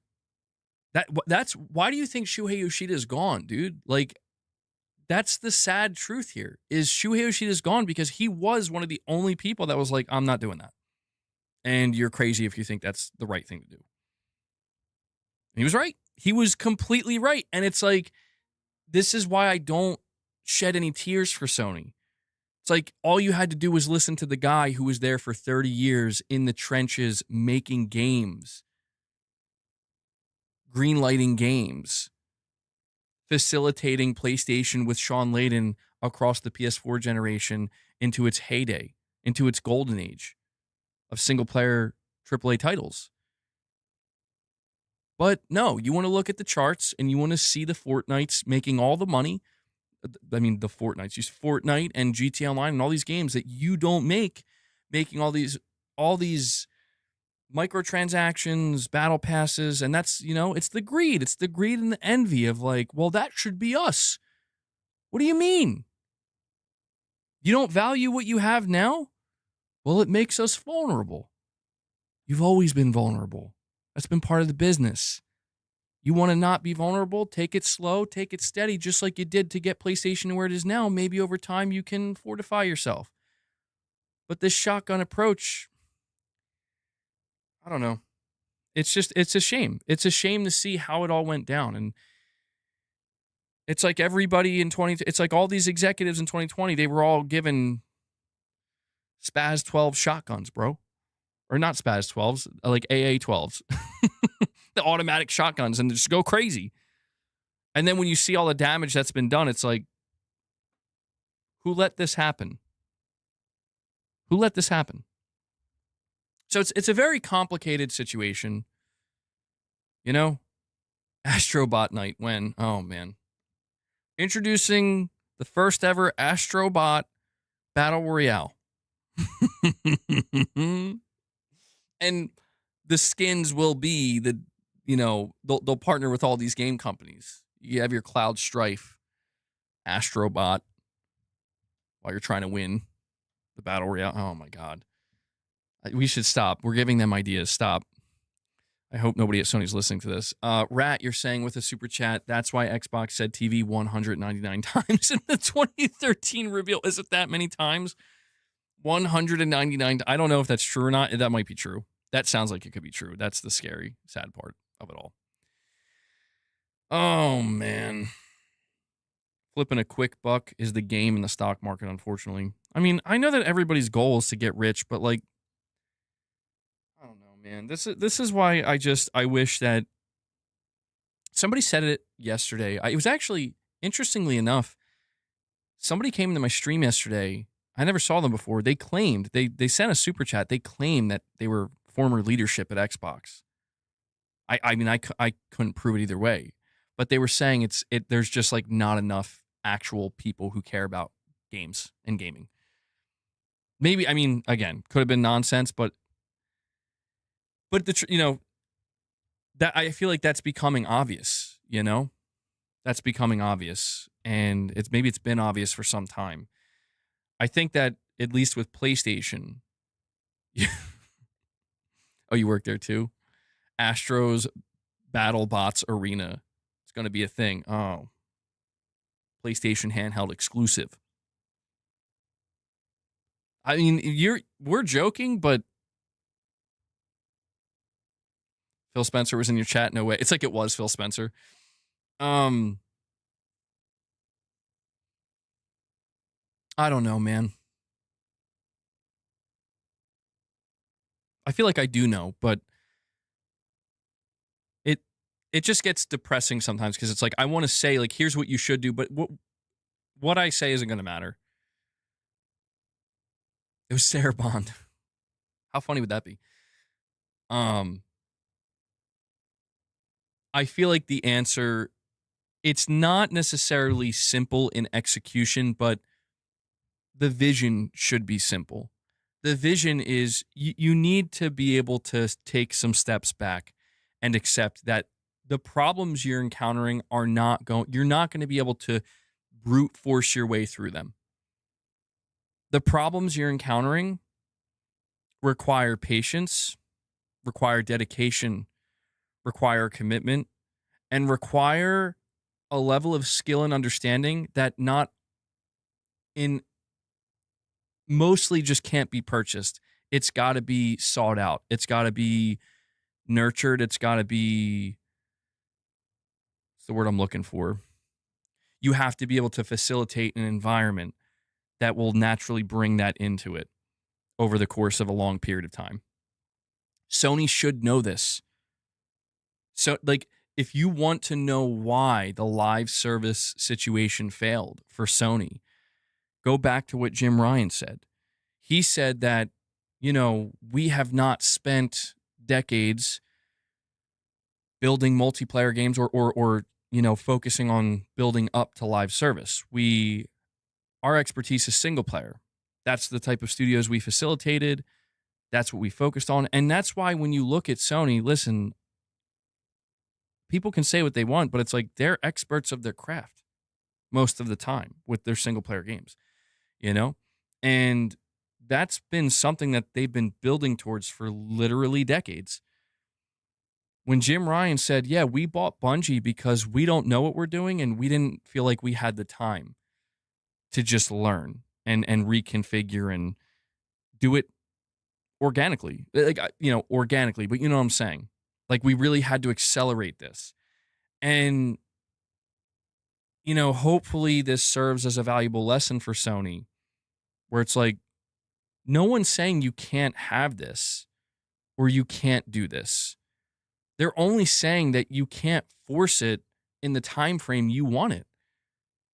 And that's where the shareholders likely become a problem, where the shareholders are always the most impatient. And that's what ends up putting pressure on these corporate executives where they're like, well, we're beholden to the shareholders. We got to produce results. And it's like, well, maybe they can just, hang tight. And I get it. Like, I'm not saying they shouldn't make money. They're investing. They should be able to make money.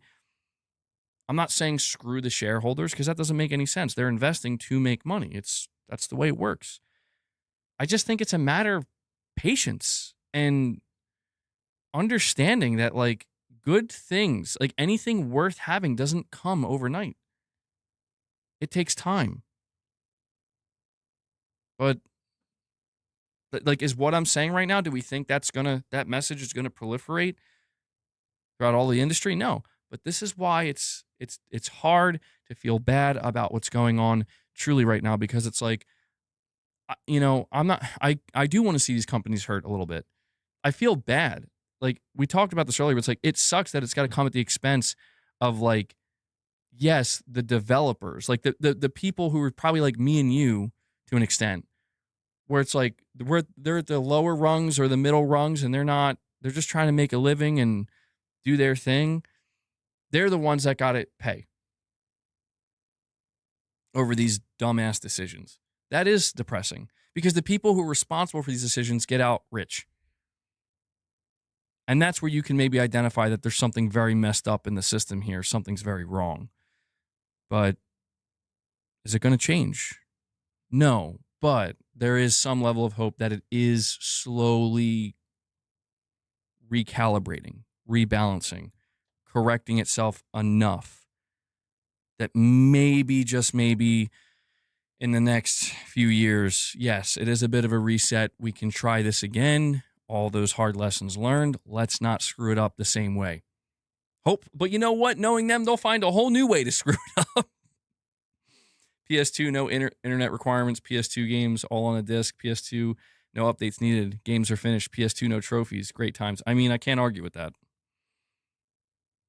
It's hard to argue with that. Simpler times, good times. It's always in the name of progress, right? Guys, do me a favor. We're almost at 150 likes. Thank you so much for that. If you're enjoying the stream and the discussions, please take a moment, hit that like button. Rat, you're saying, no way I'm buying a $1,000 PS6. Let RAM prices drop. Can't wait. Cannot wait to see how Sony handles the PS6. We're going to get... Make no mistake, Sony's silence over the last year or two, I mean, they've talked a little bit here and there. They still do their state of plays. They still show their games when they have to. But make no mistake, their silence over the past year or two, it's all because there's only going to be one time when they talk. And everything is going to come out at one time. And that is when the PS6 is getting ready to be revealed and the PlayStation handheld. And I'm you guys know. I don't even need to express how curious I am. We're all curious, but it's so interesting to me to think that that's what it's all building up to. And it's either going to be like, okay, this can work, or it's going to be good, or it's going to be awkward. Next gaming reset starts the Ready Player One arc. Let's go.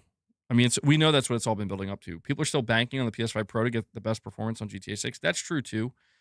That is true, too. Xbox just needs better hardware. They don't need to go exclusive. Potentially. I don't know what they're going to do on the hardware side. Well,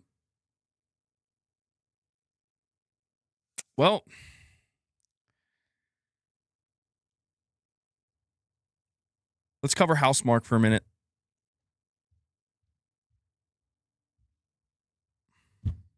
So, Soros came out not that long ago, and there's been a lot of, especially at this moment in time, is Housemarque going to shut down? Is Housemarque going to be closed? Did Soros flop? Well, I can't predict the future, but we do actually have some new information coming from... We have a bit of an update from Housemarque themselves, and I think you guys will be interested in this one, because I don't want to say it gives us a direct answer of no, we're not getting shut down. We're not suffering layoffs, and Soros is selling fine. But, the fact that they're saying the things that they're saying gives us, I think, it's a good sign. It's a good sign. It's going to be very awkward if next week there's a bunch of layoffs announced. It's going to be awkward. Another handheld released recently, and it cost nearly $3,000, I think, that Chinese company. Handhelds are crazy expensive. Maybe Sony's in over their heads right now. It says here, this is being reported by the game business. In April, PlayStation's Housemarque studio launched Soros. The new IP is typical of the 31-year-old Finnish developer, a challenging, uncompromising third-person bullet hell action game with roguelite elements. It received strong reviews upon release, just like the team's previous game, Returnal. These games are famous for their fluidity of movement and satisfying controls, and they've found a dedicated audience. If you get into the flow state, it starts to be what we call bullet ballet. Okay. Housemarque studio head and co-founder Ilari, I don't know how to say this name. Uh I really don't. It's Kuittinen. Katunen? Katunen. I don't know if I'm saying that right. I feel like I'm saying cartoon. I'm just going to say Housemarque studio head and co-founder. It just starts to be second nature when you immerse yourself in the world. Returnal and Sorrows are niche games, but the hope is that they can become a significant niche. It's not uncommon to see intimidating hardcore experiences break out and find a large audience. We saw it with Game of Thrones and TV, and probably one of the most famous video game examples is From Software, the developer of Elden Ring. Like Housemarque, the Japanese developer makes uncompromising games for a specific hardcore audience. They're notoriously difficult with dense, complex lore, but over time, From Software's games have appealed to more and more people, to the point where 2022's Elden Ring has become a mega hit with over 30 million sales. Quote, From Software have been doing a similar genre for a long time and built up their fan base over that period. We have two unique games out, Returnal and Sorrows. It's kind of a new thing that you need to educate the market about, so that people say, hey, these flow states are really cool. Housemarque believes it's all about continued education, game by game. From Software's journey from Kingsfield to what they are today, we're not presuming that we would be anywhere close to that, but like them, we will continue. We will keep our core, keep educating the market that these are the coolest games you can play. That's our goal. Um, and so he, the brand director of Housemarque, says we will get there step by step. So I wanted to highlight this for a moment because I'm really curious what you guys make of this. We are hearing that apparently Sorrows isn't selling too great. It did review very well, but it's not selling too great. It's off to a slower start. And, Returnal was like their last game that I think that it did pretty well overall. It took time. They talk about that in a moment. But they're sitting here and they're saying that they're going to stick to their guns. They want to stick to making experiences like Returnal and like Sorrows, and their belief. And I applaud them for this because I feel like it's kind of foolhardy, where it's like, yeah, we look at From Software as inspiration, and it is true, it took a while for From Software, like for the thing that Miyazaki, the formula, the Dark Souls formula, and what From Software has done, it took a while for that to really be like hit the mainstream, and for people to like wake up to it and be like, yeah, this is great actually. And it slowly started to catch fire until it built up to Elden Ring. I applaud their ambition and that I think that's good inspiration. I don't know though. If I'm being like completely honest, it's like you're going to need a fair amount of luck on your side. I wonder what Sony thinks of that. Where like rather than looking at the fact that Soros is selling softly and saying maybe we need to rethink the direction we should go in, they're like, we're doubling down on this.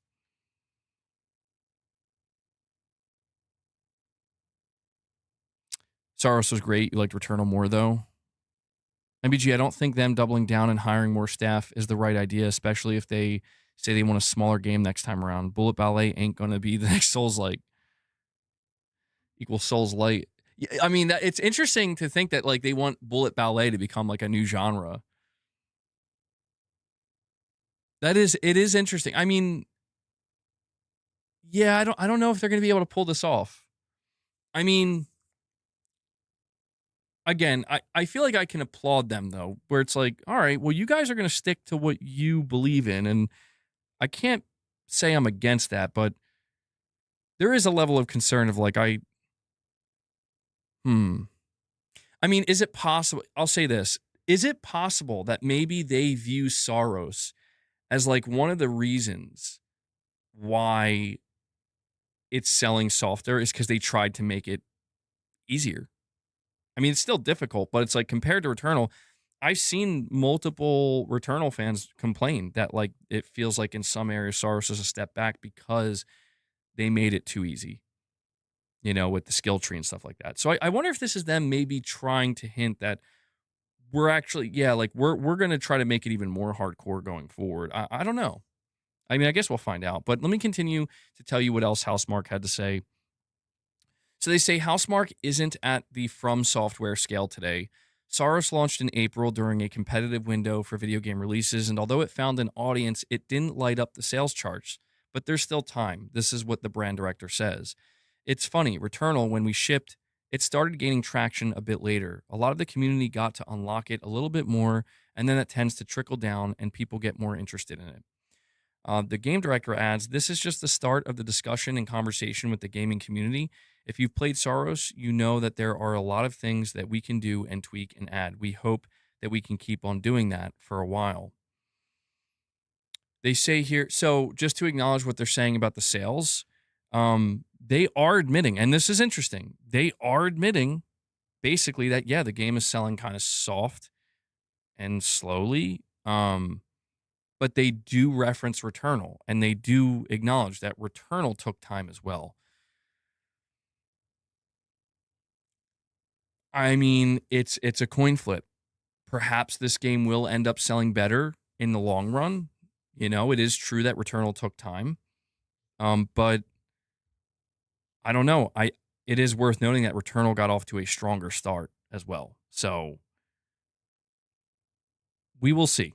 We will see. I'll be curious. I'll be paying attention to the trajectory of Soros just because I want to see if it actually does end up being like oh wow, okay, this sold significantly worse than Returnal, or if it's like actually after 2 years it's right up, it's sitting there at close, it's basically a million sales or something.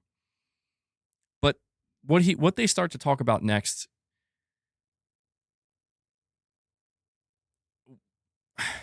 I'll give my thoughts on it after I read it to you. It says Housemarque has around 40 to 50 people. They had 40 to 50 people around the release of 2017's Next Machina. It was also working on multiple projects. Today, it has a staff of nearly 120 and all focused on one game. It's quite different jumping into the scale of doing one game at a time with this amount of people. The director says that's been a big change in the studio to learn how to make these bigger experiences and how to organize that. That, of course, means a lot of new people, and an influx of new faces can impact the studio's culture and identity. We attract people who understand our design sensibilities and the things that we are trying to accomplish. There are some people who challenge the way we do things because of where they come from, like a Ubisoft with their 1,000 people teams. They're like, hey, you shouldn't do it this way. And we're like, well, we don't have 1,000 people. There are always some cultural clashes. We try to focus on the core and our gameplay first mantra. Half of the people weren't with us when we shipped Returnal. So there's lots of discussions and different opinions, but eventually we prevailed to do our thing and not deviate from the core values. It's not just a bigger team. Housemarque is now part of a bigger organization too. The company was acquired by Sony in 2021. We were even speaking with the director and the brand director while they were at an internal studio PlayStation event in California. And although they've been working with PlayStation for 15 years, it's been quite different being fully on the inside. There are a lot of things going on that we weren't aware of, such as how much help there is from different parts of the organization. And we certainly embraced it with this game. The brand director adds that we are now truly a first-party PlayStation studio as we shipped the game. We are here in California, and peers from the best developers in the world are high-fiving us, giving us congratulations, and praising the game. It's pretty amazing coming from 1997's Super Stardust, a little game studio with 10 to 12 people, to where we are at the moment. When it comes to the next stage of the Housemarque journey, the immediate focus is on supporting Soros, but plans are afoot for what comes next. We just pinch ourselves. Are we dreaming that we're given this opportunity to create this thing, a new game, new IP with these resources? This is what the director says. But we are quite grounded as well. We are 26 years as an independent, just managing to survive and moving from one game to another. Right now, we are talking about how to proceed with Soros and discussing with the community. But then, of course, what should we do in the future? There are these interesting opportunities we'd like to look at that might not be at the scale of Soros. There are so many things that we want to explore, and we'll find whether it's possible or not. So that was it. That was the entire update from Housemarque. And I want to pay attention to two things here that we have to discuss with the studio. The first is how they're talking about how they've scaled up to 120 devs.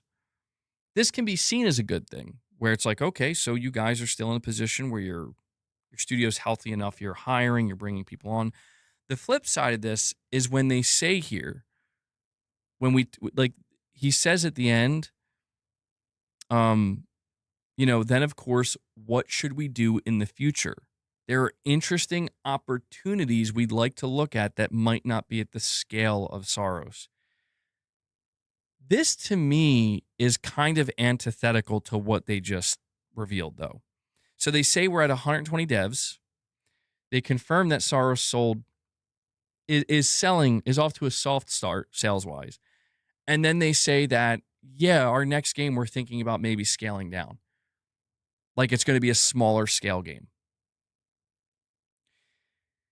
It does make me wonder if maybe their approach here is going to be, let's just try to get smaller games out much quicker and appeal to the core audience that has supported Housemarque throughout all these years, but also the core audience that supported Returnal and Saros. But I don't feel 100% confident moving, based off of everything they're saying here. Like, I mean, I have some level of confidence. Like, my question is, how does Sony feel about you guys? That's my question, because I feel like, well, you're the director of the studio and you're the brand director. You have the brand director and the director at the studio. I'm like, you guys are saying things that, yeah, like, if the game's selling softly, it's like, yeah, we're going to hope. We're like, hey, Returnal took some time, so we're going to hope for the best. And of course, that's what you do. Like, you don't want to sit there and doom and be like, it's over, guys, it's over. Like, that doesn't make any sense. I just feel like I can't really get a true read on where this studio stands right now. Them saying that they might scale down for their next game is probably the biggest tell. What that says to me, and that's like the only aspect of this interview that gives me insight into how Sony views Housemarque, is that confirms you guys are making another game. So you're already pitching ideas to Sony, and Sony clearly is. I mean, if you're out here talking about it, they clearly haven't rejected you and said no. So I almost wonder if my speculation on this is maybe Sony came in and was like, guys, Saros is looking like it's going to struggle to break even. Now, their budget was about $70 million. I think Sony sees a value in the fact that Housemarque is efficient. They produce games, they release games, they make good games that get awards, that get high praise, that get good reviews. I'm almost wondering if Sony was just like, we're going to keep letting you make games, but we're going to have to reduce the budget. You're going to have to scale down. And that's maybe how Housemarque is going to persist. That's kind of my big takeaway from this. Alan Gould with a super chat says, can you imagine Housemarque will make an open world game? I think that will be awesome. And I believe that looked better than Destiny. I mean, I made suggestions that, like, perhaps Housemarque would want to consider trying to have a more broad appeal. If Saros and Returnal both are ultimately struggling to find a wider appeal with their next game, if they have ambition to reach greater sales milestones and, make more money overall, they might need to consider making a somewhat more traditional game that can have a wider appeal to, like, the PlayStation audience. That's what's interesting, is they're saying they're not doing that. They're going in the opposite direction. But they do reference From Software as like a studio that, hey, they found success doing it. But I'm like, well, I guess there's no guarantee that you couldn't do it. But that's the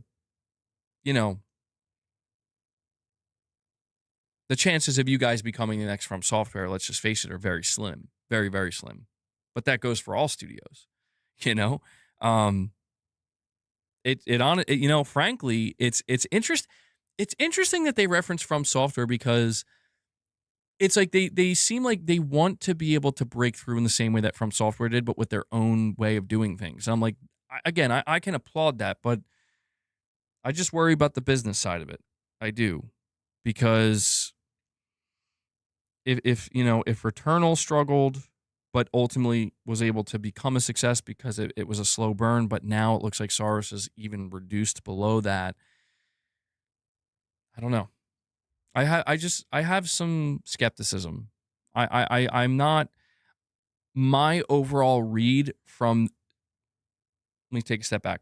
My main takeaway, my high level takeaway from this interview with Housemarque is I think they're okay. I think the absolute worst thing we could see is some layoffs, where if they're signaling we may scale down and our next game might be lower, smaller budget, I could see layoffs happening, where it's like you're not going to need a 120 person team to do this next game you're doing. I don't think that means the studio is in danger. I just think it means that they have to find a way to become financially viable. So, yes, I guess if they don't want to go in the direction of making a more traditional, more wider appealing game, then maybe the next best thing that makes sense is you're going to have to scale down and make it easier to potentially break even and become profitable. So that's my overall takeaway from this. They're talking about their next game. It seems like Sony is definitely going to give them an opportunity to make a new game for the PlayStation 6, and we'll take it from there. So I don't think this is a Blue Point situation. I want to make that clear. I don't think Housemarque is in anywhere near the same situation as Blue Point. Blue Point, the unfortunate reality for Blue Point, again, I think it was unfair that they were shut down, but, they don't, they just, after 6 years, they weren't able to bring anything to the table. I don't think it's fair that they were shut down because of that. But at least I guess what I'm trying to say is with Housemarque, even though Soros might be struggling to break even, it's doing something for Sony. It is selling. It is something they can continue to market and try to grow the sales over time. It is something that is, it's filling in a gap for Sony, and it's reviewing well, and it might end up winning some awards. So I feel like, it's something. It's doing something for them. I feel like that it's unfortunate. If Blue Point could have had something, it probably would have saved them. But I don't think it's the same situation at all. Cheese and Chainsaws with a super chat says, PlayStation needs more Japan influence. Capcom is killing it. Most sales ever this year. Summer Game Fest, Nintendo was the most watched, and Zelda the most watched game, 115 million views. I agree 100%. A lot of people believe that the worst mistake Sony made was placing their PlayStation HQ in California. Starting to think this might be true. It's not all bad. But it's like, yeah, you guys need to really get back to having a more Japanese influenced culture across all of your games and studios, or just your philosophy in general, because it's very clear that a lot of the Western influence has done nothing but degrade over, it's not to, I'm not trying. So Sony's Western studios are very, very talented. Very talented. It's some of the Western cultural influences that it's like, you guys surely understand that, not completely, but to certain degrees, this is eroding. This is going down. You are making this thing, you are reducing this thing in numerous areas by allowing that type of cultural influence to be so prevalent. And I don't know if they know that yet. I don't know if they know. I mean, I think somebody at Sony has to be aware of that. Whether that's Hideaki Nishino or Hiroki Totoki, somebody at Sony's Japan headquarters has to be aware of that to a certain extent. But, what they will do to change that going forward, well, I think we're still kind of in the process of seeing that. Mr. Veggie, you're saying it's not that California's bad. It was great when I visited 10 years ago. I don't know how it is now, but visiting LA, Venice Beach, and Universal Hollywood. Well, I think, yeah, I'm saying California as a state is like, oh, it's awful. There's nothing good there. I haven't been there myself personally, but I'm sure there's a lot of great stuff there. It's something like against the state itself. It's just Western culture with a lot of these development studios. There's a reason why they get clowned on the way they do, and it is because, like, well,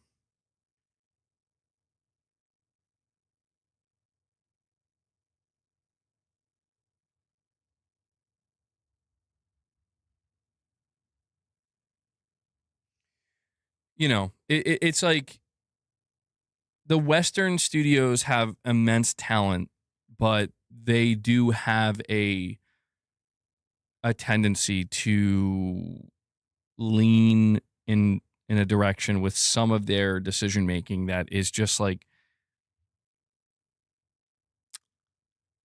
I don't know that this is, I hate to bring it up again. We talked about it yesterday, but it's I know it sounds stupid, but it's not, because it's like, Naughty Dog, why did you, I don't care, but it's like, why are you choosing to make this protagonist, this female protagonist, give her a bossy attitude and a bald head?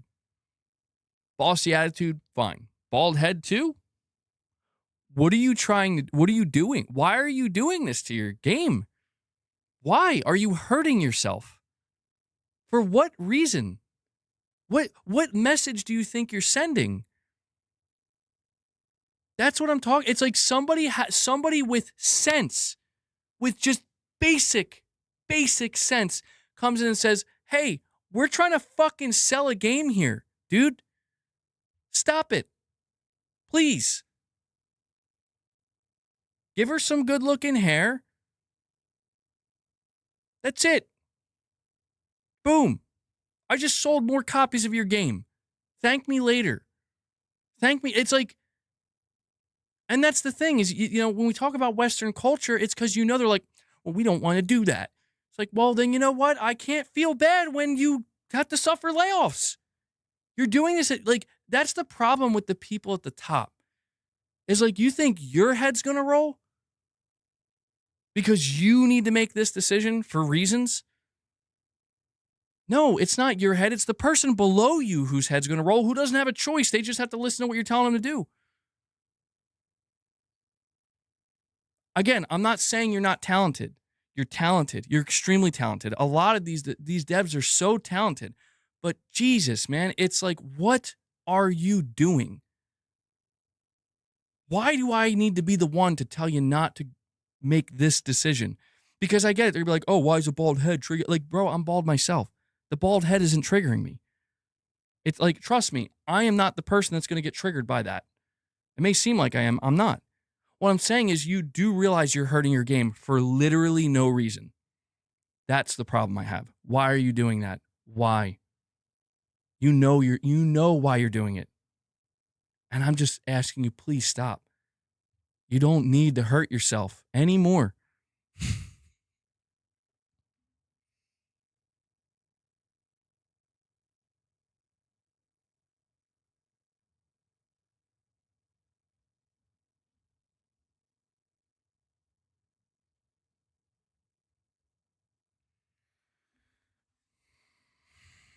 Mr. Veggie, hold on. Wait, Irfan, what was this you sent me?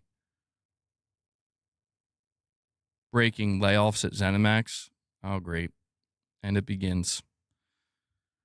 All right, hold on. Let me read this super chat and we'll check this out. I mean, I just really quick before I read the super chat, do you guys understand where I'm coming from? Like, I'm not trying to be the weirdo in the room that's like, why isn't she super sexy and, like, blah, blah, blah, why is she black? Like, I'm not it's not that. It's just, I just want you guys to succeed at a time when the chance of something bad happening is very high. That like literally, I'm just simply saying I want what's best for your studio. That's actually all I'm saying. Like, that's right. I care about your studio. I don't want to see anything bad happen. That's what I'm saying. And I feel like a lot of these Western studios are like, nah, you're just a bigot. It's like, okay. Like, okay. Mr. Veggie, you're saying, MBG, did you see Hellraiser Revival got a release date? Clive Barker and Doug Bradley are both involved in it. I never really watched the Hellraiser movies, believe it or not. That's like a series I'm not familiar with. I did see like a trailer for the game. Like, I didn't watch the trailer, but I saw it. I mean, are people stoked for it? Are they feeling good about it? I mean, the names you just mentioned, I'm assuming people are very happy that they're associated. Stop it, Shadowlink. Stop it. Rat, you're saying, where's my Uncharted 5? I beg you, Sony. Well, that's another thing. When Uncharted 5's announced, who is it going to star? It's going to star Nathan Drake's daughter, and people are going to lose their minds.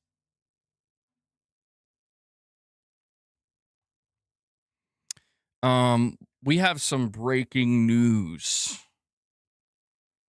They could do all of this if they stopped forcing it into existing franchises. I mean, you're right, Josh. You're that's the most annoying dichotomy of all. It's the most frustrating. I've always said, it's like, bro, like Intergalactic, I will say, just to add to that, like, this is the game. It is a new IP. Like, you're allowed to do whatever you want. And it's like, we want her to be bald. And we want to show her shaving her head. That's what we want to do. I'm like, that's a choice. Are you sure that's the direction you want to go in? With the first trailer you're ever going to show everybody? Yes. Okay. If it were me, I would do something different. Because you know what I would say? I want everybody to be excited about this game. And I don't want people I don't want people getting distracted by things that are not necessary to get distracted by, causing controversy for reasons that, whether they're dumb or not, it's going to exist. I'm not trying to poke the hive. I want my studio to do well. That would be me. But what do I know? But how will we know? The important questions, Cheese. But how will we know how she got bald if they don't show her shaving her head, MBG? You're absolutely right. I mean, are these conversations that are happening? Like, come on, bro. MBG, who cares? Apparently, a lot of people. Listen, trust me, Lady Gamer, I'll say this. If nobody was talking about this main character being bald, I wouldn't be the one talking about it. It's just, it's clear that, like, people are bothered by what Naughty Dog showed. Do I think that it requires, like, flip the table energy and, like, burn the studio? No. Some people act like that. I'm like, that's crazy. I'm just trying to be polite and just be like, the feedback isn't great. So you might want to, I mean, maybe you can make some changes to get better feedback, but that's up to you, Naughty Dog.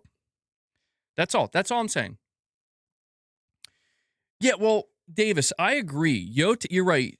Ghost of Yote had a lot of that too, but that's where, like, I tried explaining to people, like, there's nothing to go off of here. The only thing that people could bring to the table that to me made any, like, the only thing I could tell Sucker Punch is, like, listen, Sucker Punch, there's a lot of people upset that you chose not to go with Jin again. I don't know what you're doing in the future. I don't know if you're making another Ghost game. I don't know if you're going to make a new IP, but if you are going to make a Ghost game, I highly recommend you bring Jin back and forego Atsu. You know why? You win. Easy fucking win. Money, sales, fans excited. That's it. That's all it is. That's all it is, dude. And I don't say that with any type of like, I don't like Atsu and blah, blah, blah. Like, no, I'm just saying, like, there it is. There's your win. I just gave you the recipe to win with your next game. If you go in the direction of Ghost. If you don't go in the direction of Ghost, do whatever you want. Just don't make your character bald. Male or female. All right. Blonde, you're saying prefer the pink-haired girl they showed. Did they show a pink hair? Are you talking about the woman with the eye patch? No, she didn't have pink hair. Or are you talking about the character that they showed on the TV? Maybe. I guess no one has ever heard of Ripley. No, like I'm not saying it can be done right. I just feel like Naughty Dog's not the one. Like I'm just gonna say it. Like you're not the studio to do something like this because no one's gonna think it's cool. Everyone is gonna look at your studio and say, "We know what you're doing." Now you get a studio that's currently like, imagine if the main protagonist in GTA 6, the female, Lucia, imagine if she was bald. Make them all bald. No, I'm serious. Like, hang with me for a second. Do you think people like there would be still some people freaking out, but trust me, it's like the energy would be different, perhaps, because it's like, well, Rockstar hasn't screwed us over in the eyes of some people.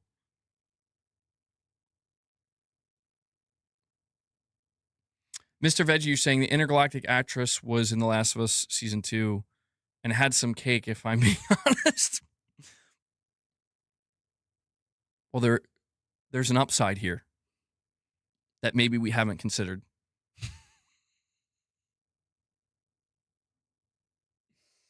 Oh, boy. And we'll end it there because we have some breaking news that I've been sitting on for too long for some reason. I just see bulging eye emojis. Liz, I just want to say, I'm not trying to hate on Intergalactic. I hope, like, people should know not to take it that way. If I wanted to hate on it, like, I'd just be straight up hating on it. I know, Petrov, you don't have to remind me. I just don't. I just simply, I'll put it this way. I just simply feel as though some of these Western studios are doing themselves a disservice. I want to see them succeed. I want to see them get as many sales as possible. I want to see them secure their studio. I want to see them find massive success at a time when the industry is probably the most volatile it's ever been. And that's all I'm trying to say. I just think that there's some things that are kind of obvious out there where it's like there's easy wins you're leaving on the table. And I don't know that this is the time to do that. That's all I'm saying.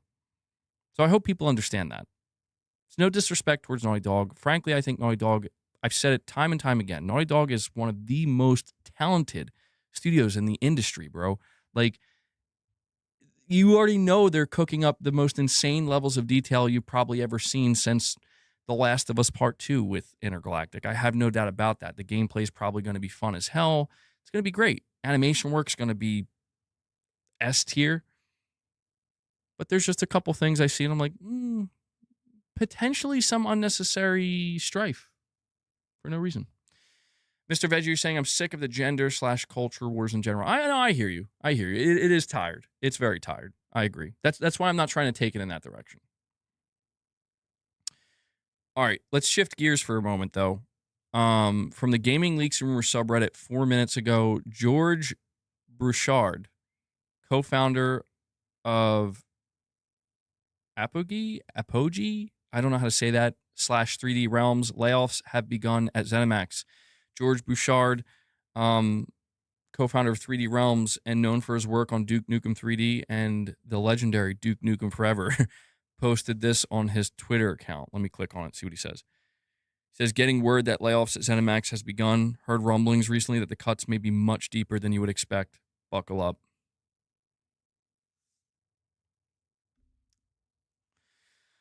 Well, there we go. I mean, that's the concerning part here.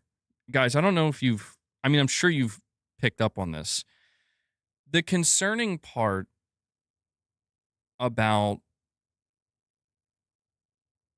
every insider or dev that has some kind of connection to, like, they're hearing rumblings and they're hearing different things about these layoffs at Microsoft. They all are saying something very similar, and that is you're not prepared for how bad they're going to be, like how deep they're going to cut. And I'm like, dude, I don't know. Maybe they're exaggerating it. That's always a possibility. You know, there could certainly, I'm sure there's high levels of fear mongering happening, but I want to refer to this post that I put out. Nate the Hate on Monday said on the Reset Error forums, somebody says, and all these laid off employees will get their emails at their new Xbox.com addresses. Nate the Hate responds by saying, quote, Microsoft kept netting social points with changes and statements that meant nothing beyond pandering to the console warrior crowd. Now that Asha Sharma's mandate becomes reality and action is put into motion, it's going to get ugly. It's going to be ugly very soon. So, sheesh.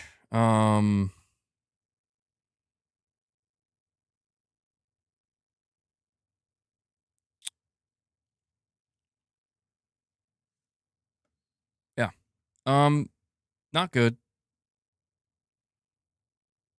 41 minutes ago, there was a French journalist that came out and claimed that Bungie, 50% of their staff were going to be laid off, close to 50%. Hold on, I just lost it. He says, you asked for it. Here are more details about Bungie. After speaking with my sources, including some at PlayStation, what stands out is mainly internal resistance / strong pushback. Many people at PlayStation don't understand the decision made at the top to discontinue Destiny 2.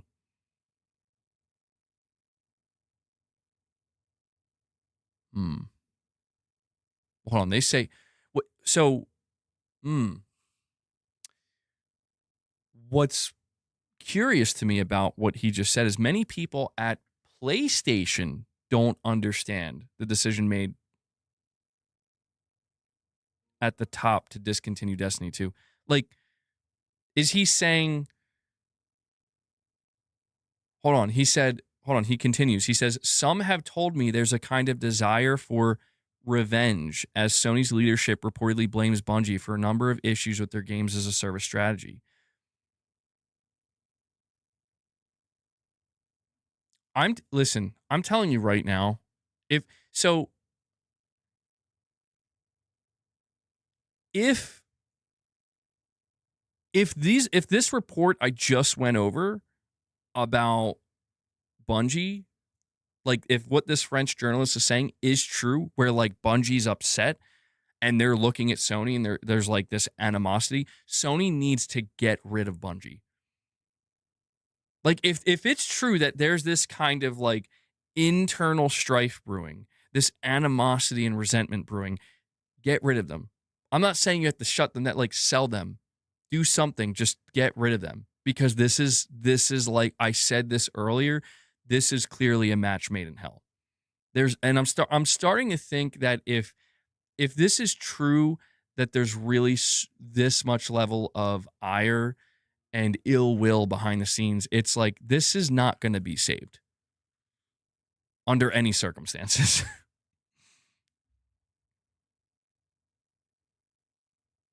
Cheese, you're saying with the super chat, Microsoft layoffs last year were 15,000. Will this be worse?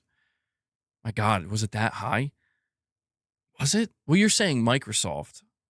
How many from the gaming division? I think what's interesting about this round of layoffs is it seems as though they're almost all centered on the games division. Dude, if 15,000 are laid off on the Xbox division alone, that's cataclysmic. That would be cataclysmic. I mean, all of Microsoft, maybe. Maybe they'll hit a new high. But just with Xbox, I don't think it could reach that number. That's absurd. That would be that. I think that's almost impossible. Like I don't know if that could be possible. That's crazy. I don't know exactly how many employees Xbox has, but 15K.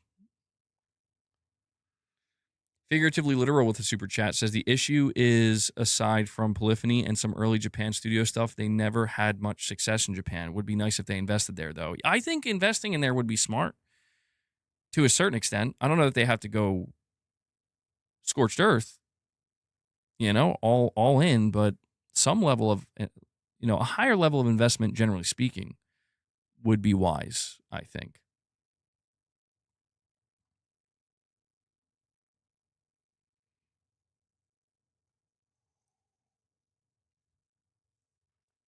Remove the people at the top of Bungie. That's where the problems are.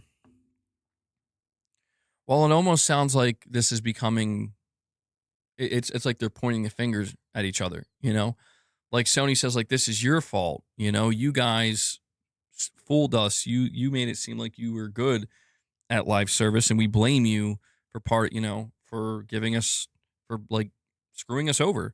And then Bungie's like, you're the ones who bought us, and you're supposed to manage us. And it's just like, this should have never happened. 20,600 workers at the Xbox division. Okay, yeah, 15,000 is not possible. Unless they shutter literally like 3/4 of their studios, bro. That's crazy. So 15K with just the Xbox division is not going to be possible. All right, I want to bring a couple things up here and I want to react to them with you guys, if you don't mind. Somebody yesterday was asking me to react to this clip. I'll bring it up. Just give me a second. I have to move my camera first.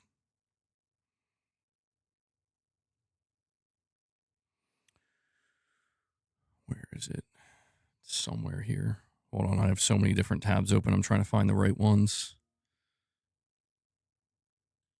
No, not that one. Just Jason Schreier yelling, hello. That wasn't the one. It's the wrong one. Mr. Veggie, you're saying unrelated, but YouTube chat audio auto censor is insane. Yeah, it is. It's gotten to a point, it doesn't even show me sometimes what's being held. Like, there's some times where YouTube's just like, no. I don't even get to see it.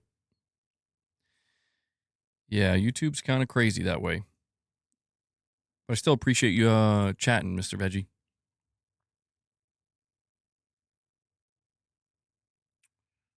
Where is it? Okay, I have it up now. So what I'm going to bring up in a moment is, this is from, now I don't watch Colt Eastwood really, but a lot of people were referring me to this clip where on his most recent podcast episode, I think his co-host MAGG claims to have, now if I understand correctly, somebody correct me if I'm wrong, I think he claims to have received an anonymous email from somebody internally at Xbox basically explaining the situation and like giving information about what's actually going on behind the scenes. So I do want to emphasize that when we go over or when we watch this, this is not like an official email. We don't know if this is true or not. It's a claim he made, but what's interesting is that if you listen to the claims that are being made, if it's true, it's like, man, it's real bad. I mean, we all kind of get that sense, but it's like, it's worse than you even thought type of stuff. You think somebody's messing with them? I mean, it's very possible. It's more likely than not that it's not real, but I won't lie. A lot of the things that are said are kind of believable. I'm like, yeah, I could see that. Like, there's nothing truly outlandish being stated. So we'll check this out. Let me bring it up now.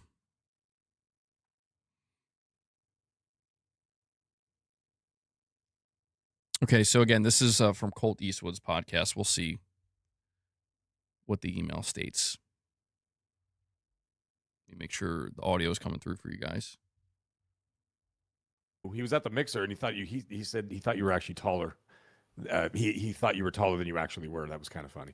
And of course, didn't talk to either one of us because he's like, I can't do that for obvious reasons. Didn't want to be seen talking to us. But either way, hold on. This is the email. Were you sure? To me. And some of it's going to come across a little bit harsh, but hey, it's coming. This I'm just going to read it verbatim here.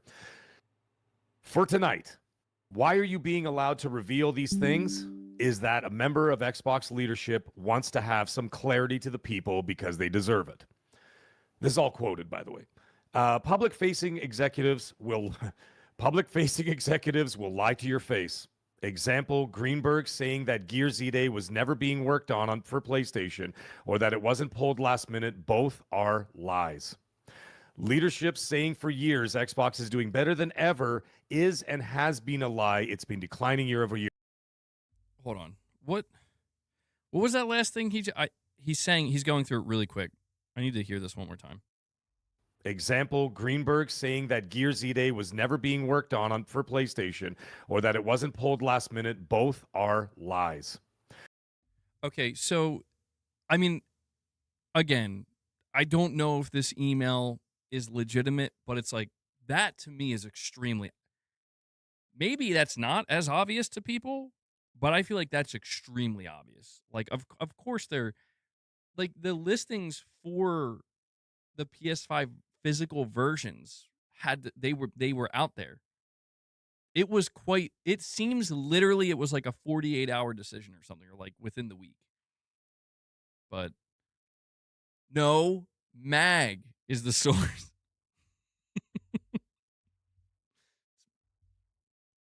Leadership saying for years Xbox is doing better than ever is and has been a lie. It's been declining year over year for a long time. Double Fine is working on a plan to become independent, which you guys obviously already knew about. Ninja Theory was working on the same. And then continues, and Ninja Theory has now failed its buyout and is closing down. Not sure if Senua will even release.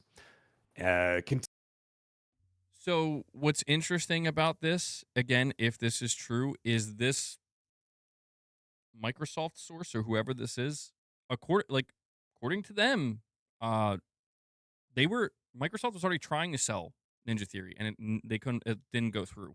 Like, they couldn't find anything. So this would explain why when Tom Warren, with his report that he put out yesterday, said like Ninja Theory shutting down. So it seems like it might already be too late. Damn. I guess we'll find out. Continued. Call of Duty Black Ops 7 leadership will be held accountable, and that team is being reduced. Halo Studios is not safe. The road to creating Infinite was filled with failed projects, overspending, and Infinite did not do well. It had huge players, but not enough monetizing potential to make up for losses for years. You'll like this one. Gears of War E-Day is exclusive for now. Gears 2 Remake is still planned for multi-platform. I didn't even realize they were going to do that one. So as it stands for now, Gears 8 remains exclusive. I asked. All right. To me, that's the first thing that's said on the email. That, I mean, we just saw Matthew Ball. He said that's not true.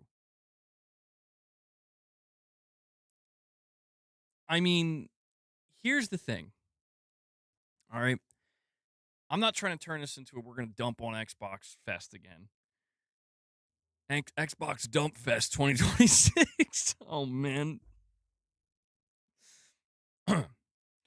Look, my whole thing with this, with the Gears of War E-Day exclusivity and what Matthew Ball just said, is like, if Xbox, like people like Aaron Greenberg, Xbox executives, whatever, if they're coming out and they're saying, no, this was not a last minute change.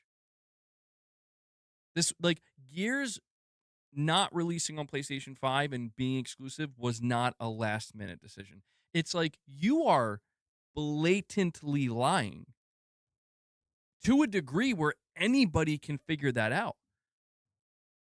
You guys literally posted a trailer you did the official Xbox podcast, and on the side panel, you were playing a Gears of War E-Day trailer where at the end it said PS5, and you had to private it. But simultaneously, when reports start to circulate that Gears of War E-Day is an exclusive for now, right? Implying it can very much still come to PlayStation 5 at some point. And then another Microsoft executive comes out and says, no. That's not true. This game is going to be exclusive and more exclusives are coming. I'm like, you guys just got caught lying. Literally, you just got caught lying. So you just expect us within a week's time frame to believe the next thing you're saying. This is why I do believe, not because I care and like, oh, I need their games. They can't have exclusives. No, I'm not going to be playing Gears of War E Day. But it's like, this is why I do believe, I literally lean more towards believing the reports, because we're getting to a point where the reports, is my mic low? Sorry, the reports themselves are becoming more accurate to letting us know what Microsoft is actually doing than the actual executives themselves, than the actual statements from Microsoft themselves.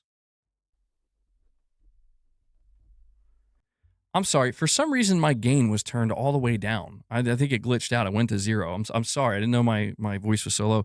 So, you know, some people might hear this and think, oh, Matthew Ball said this and Aaron Greenberg said that. And it's like, dude, this is why I was confused yesterday. I was confused yesterday when, when all these Xbox guys were jumping me because they're like, oh, you follow Sneakers SO and, what were you saying, like false Xbox reports? We're just supposed to believe them, even if they're proven false. I'm like, dude, please, stop. Like, you want to sit here and try to tell me that you believe Microsoft when they're, again, there's nothing to even say here. Like, this might be the most frustrating part is like how, like, Microsoft can put out, and I'm going to continue to play the clip after this. I just want to put emphasis on this again because the conversation's over.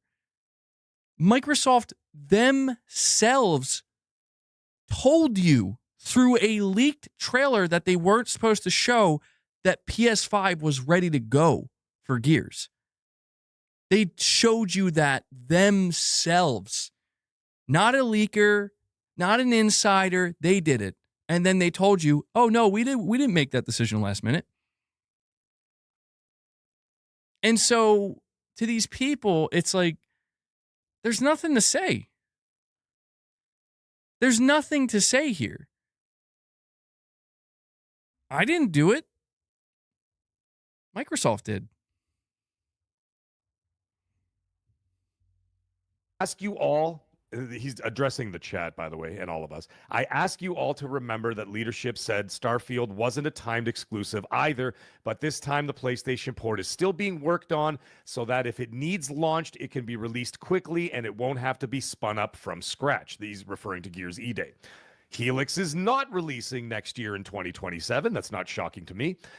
Helix is getting rescoped. The plans are not the plans that were including third-party stores.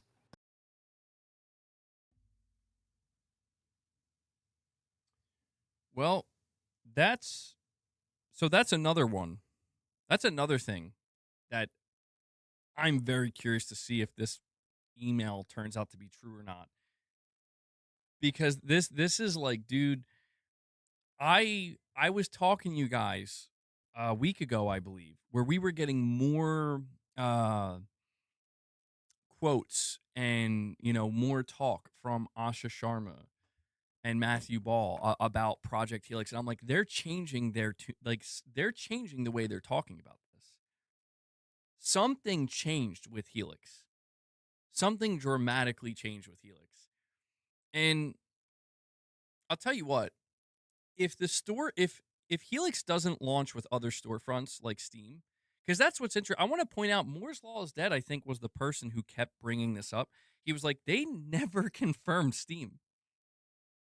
Ever. They never even name dropped Steam. Is it low again? What the fuck is going on? Bro, what is happening? So I don't know what's going on. I might have to get a new mic at some point. I don't know what's going on. I'm sorry about that. I think maybe it's because every time I go to hit the mute button, it's like doing something. It's taking it to 0. I'm not going to touch it. Let me know if it goes quiet again. I'm not going to touch it. We'll see if that's what was doing it. But yeah, I mean, Microsoft never confirmed They never confirmed that Steam was going to be on this. What did I say? I was saying that Moore's Law is Dead was the one who kept emphasizing and reminding people that, like, there's no guarantee that Helix is getting Steam. They mentioned other storefronts, but they never name dropped Steam. Now, the person who mentioned other storefronts, I believe, was Sarah Bond, and she's no longer here. So it seems pretty clear to me that things have changed for Helix.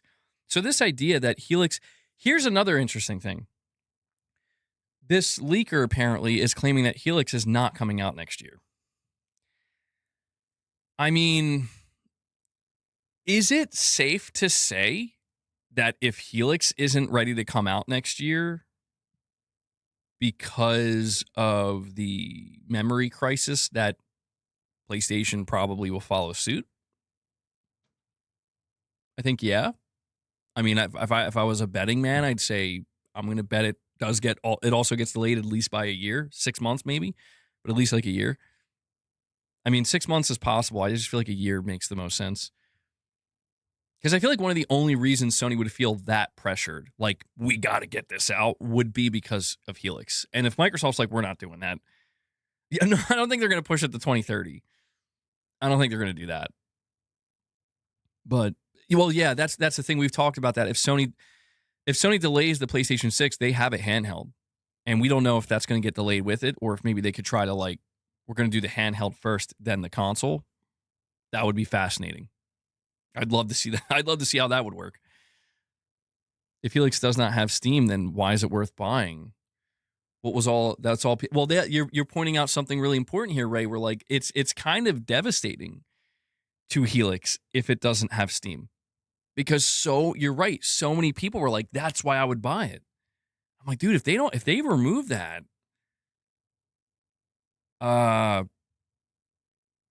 you can't really position it as a PC console hybrid, because it's now limited in the same way that a console would be. This is why, dude, I'm telling you, if what this email is saying is true, Helix as we knew it got canceled. I'm dropping that down here right now. If this is true, Helix as we knew it got canceled, and I think Microsoft is now considering very quickly, I don't know what the timeline of it would be, they're talking to AMD and they're like, we just need to make a regular console. We just need to make a regular console. That's what, like, and it's got to be affordable somehow. The Xbox Series X2. There we go. Thank me later, Microsoft. 28 makes the most sense. Yeah. With PSSR 2, I'm good for a couple more years. It's strange the way things are going, man.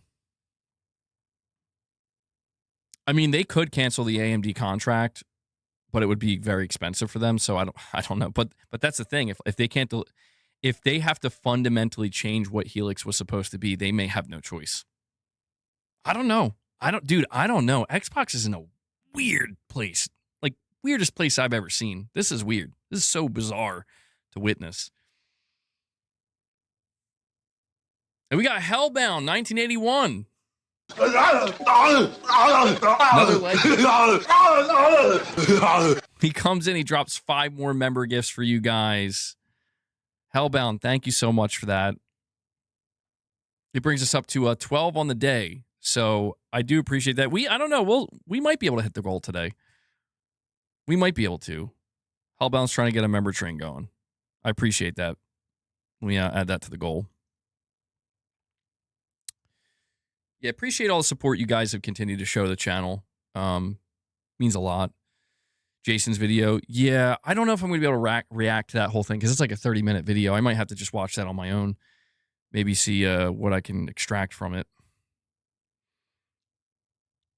Microsoft is one of the companies making RAM expensive. Yeah, they contributed to the problem. Yeah. All right, well, let's continue this clip, see what else is said. So that means no Steam or Epic would be on that console. I can co-sign that. Yeah, just off I agree with that. Gut feeling, yeah. Yeah, we talked about that. But you'll still be able to play all the games, just no stores. Yeah, right. Buy them on your own. Exclusives. Okay. Wait, hold on. just buy like, oh, okay. So he's saying that like Xbox is still going to get games, right? Because that was worded strangely. Because if the storefront's not there, if Steam isn't there, it almost sounded like, oh no, Steam will be there, just not the storefront. It almost sounded like that. Microsoft is probably enjoying the price hikes as it affects Sony and Nintendo. I mean, maybe it does allow them to rethink the business model. Gives them another opportunity to try to flip it over, you know? There you go. All right, as I continue, exclusives that are being looked at are from under the Xbox Studios umbrella. They are not Bethesda or Activision games. The Starfield test failed, and that data showed us that game didn't work financially and hurt us too much. Elder Scrolls and Fallout are not currently planned for exclusivity. Dude, I'm going to tell you right now, like, that's going to, I mean, that makes total sense to me. I'm not even a little bit surprised. Like, again, every single thing. See, the reason why I believe this may be a legitimate email is because nothing here sounds crazy. Like this, I mean, I could have wrote this email. I don't even work at Microsoft. There are people who think that like the Elder Scrolls 6 is going to be exclusive. And it's like, I still don't think you understand. Like, but Gears is exclusive. Gears is in Elder Scrolls, my friend. You know what I mean? Like, don't, like,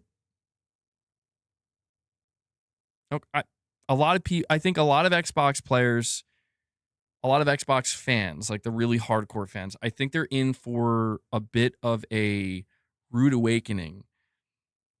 And I also think the Xbox leadership is in for a rude awakening because I think I'm going to be honest with you guys. I think the Xbox leadership is basically, they are in the process of bringing down the greatest wrath that we've ever seen from the Xbox community potentially onto this new leadership, because they're coming out here and they're like, exclusives are back. Gears exclusive, Clockwork Revolution, and you know, they're really trying to gas up the fans and the fanboys, which I get it. Yeah, sure. But you see what the fans and the fanboy, like a lot of the fanboys, honestly, you see with the direction they're going in, where they're like, oh, what are you guys going to do when Elder Scrolls 6 is exclusive? And I'm like, dude, I don't think that game's going to be exclusive. And I just, this is where I look at the leadership of Xbox. I'm like, you see what you're doing? Like, this is what they expect. Gears is fine. Gears should have been exclusive the whole time.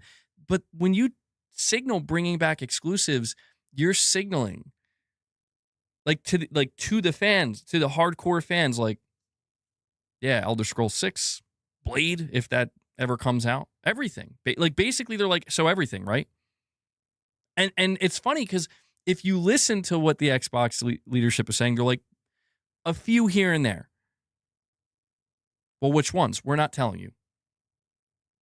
I'm like, this again. Okay. So that's why I believe this email 100%, because I feel like this is almost kind of what Microsoft has been signaling to an extent with some of the things they're saying. But who knows if you can trust it?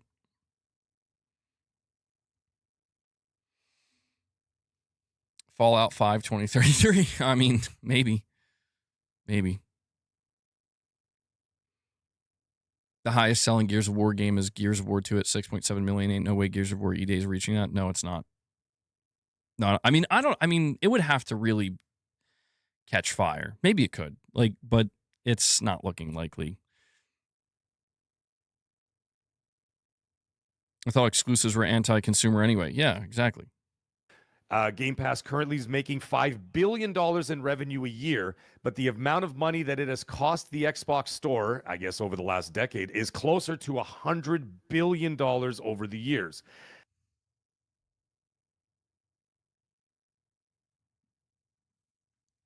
Now, out of everything this email has claimed, this is the one thing where, like, made the Godspeed, Microsoft. Like, in case you missed what he said, like, so we know that like they came out and they're like, we're making $5 billion annually, or what was it, like quarterly or something on Game Pass? But it's like, no, actually, Game Pass may have lost $100 billion. I'm like, dude, no, dude, no way, bro. But you know what? This sure would explain a lot, wouldn't it? Like, this would explain even Satya Nadella's recent comments of being like, YouTubers are making more money on Xbox than we are. I'm like, dude, that's crazy. I mean, that's scary. That's legitimately scary. Like, how much money did you lose? That's the one part of the email I'm like, I don't know that I even believe that. That is nuts. Like, that is wild. Yeah, it's bad. Why do I always call for SOCOM and Resistance when they sell worse than Gears? How would that be a good idea? I mean, because I'll be honest, man, like, I think if Sony can keep the budget under control and like make it clear that if we return to SOCOM or Resistance, it is more of a fan service thing. We're not making a colossal investment to make a crap ton of money back. We're trying to signal that like we hear you, right? We want the Sony version of we hear you. But just to see, like, because here's the one thing. If Sony does go out of their way to make a Resistance and it flops, no one will be able to say a fucking word ever again about Resistance. And I feel like at this point, Sony, it might be worth it. If that's true, have somebody make it quick. Make a Resistance 4, release it, if it flops, Sony will be like, can you shut up now? I mean, think about it. Like, it is true. We see people beg Sony for these games, and I would love to see some of them come back too. But it really is like, yeah, these games didn't sell great. Now, I've made the argument before that PlayStation's in a different place now than they were during the PS3 era. I think a modern return to Resistance, you know, I think it has maybe a higher chance of like, well, there's more gamers now. There's more people to potentially appeal to. Maybe it stands a better chance, but I just think Sony, it would be worth. I'm going to tell you, Sony, you're going to burn money either way. You're already burning money. You're burning all this money under, trying to manage Bungie. It's worth burning a little bit of money to throw something like that out there to your fans. And if it fails, you don't lose here, in my opinion, Sony. If it fails, you say, well, we tried. Now leave us alone. If it doesn't, then look at that. There's an IP that might be worth re-pursuing. That's my kind of mentality on it, where it's like, if it's a lost investment, it was worth that. That was a tree worth barking up. You know what I mean? That's my opinion anyway. Let's continue this here. That does not make it economically feasible, and these plans from SGF are tests under Sharma to see what the numbers are, so that when more games are pulled from day one, they have better accountability for the reason. Freaking me out. The numbers from Alinea for PlayStation are closer to accurate than not, but these numbers for games are worse on our storefronts. Blade gameplay was slow and kind of janky. It's dead. Gears and other games is a goodwill gesture. Wait, he just blows through that. Blade gameplay was kind of janky and is dead. What? I mean, God, maybe, I don't know. We've been hearing that apparently Arcane Leon or whatever there's rumors that they're getting shut down. I'm like, dude, that's a studio making Blade. Are you kidding me? MBG from AI MAGG. You're saying from AI MAGG is generally considered an unreliable or speculative source within the gaming community. Oh, this is what AI is saying. Operating more as a commentator and industry gossiper than an actual vetted insider. Well, that's why I prefaced all, like, I don't know. I'm going to be honest. I don't consider MAGG a source. Like, that's not somebody I go to for scoops necessarily. I'm entertaining this one here because this basically caught fire. I've been seeing this everywhere, and people were asking me yesterday to check this out. And what I'm trying to do here is gauge how realistic does this email sound. So far, I mean, that the 100 billion lost on Game Pass is kind of crazy. When you factor in Call of Duty, though, I don't know. Yeah, I don't. I guess, the more I think about it, the 100 billion lost on Game Pass, I guess when you factor in all the first-party games they've dropped on it, maybe it's not that unrealistic. But so far, I haven't heard anything in this email that makes me go, this is nonsense. Most of the things I'm hearing in this email are like, this sounds like it might actually be real, and it would explain a lot of what's going on right now. But yeah, that's why I preface this by telling everybody, take this with a huge pinch of salt. We don't know if this is legitimate. To prime the market for a test. It's going to be a data point of how well AAA games perform exclusively on the Xbox console, which we also said. We said basically it's like a litmus test, right? Exclusively on the Xbox console. Minus Sarah and Remember Phil is still there as a guide. All the leadership is still the same. Halo is not going back to exclusivity, yet more data is needed before a final decision can be considered. I don't think so. And then, of course, that's fair enough. I'm just reading it. And PlayStation is not out to get Xbox. Why the PlayStation Store says Microsoft. Oh, that's something we talked about a couple of weeks ago when we were talking about how it said Microsoft. No, what do you mean they're not out to get Xbox? PlayStation has two purposes: to make great games and make money, and to kill their competition and bury them so that they can rise to the top. Yeah, that's not what he was. I don't think you remember wrong. 3 weeks ago or whatever. Yeah, we said that it doesn't say Xbox Studios on their Yes, store. It doesn't say Xbox. It says Microsoft. So he wanted to clarify that. That is true. That is true. I never really thought about that, but like they removed the Xbox Studios logo, I think, or something on their storefront. I'm like, that's. But here's the thing, man. I do agree with what Colt said. Actually, like, of course, Sony wants to kill my Xbox, like, of course, but it's like I think Sony's even more annoyed now because they feel like we did kill it, like we did win, and you conceded. You're bringing Halo to PlayStation, and then they pulled the trailer away from them. They're like, nope, and Sony's like, I mean, yeah, that's the nature of competition, man. You know, Sony's trying to beat Microsoft. Microsoft's trying to beat Sony. I don't know how much longer this goes on. Let me see. Sorry, it's not that PlayStation's not out to get Xbox. Sorry, let me finish the sentence. He says PlayStation's not out to get Xbox with the PlayStation Store saying Microsoft. When Microsoft legal and financial teams set up the accounts to sell games, and where that money goes, they filled out the forms to say Microsoft and it Xbox, so you can blame Microsoft for that, not PlayStation. It says that's the way they had registered it with legal. So when it showed up on the PlayStation, so he was just basically settling a bet you and I were having about that. Okay. And okay. Hold on, there was one more thing. Okay, Steam is, that's the last point.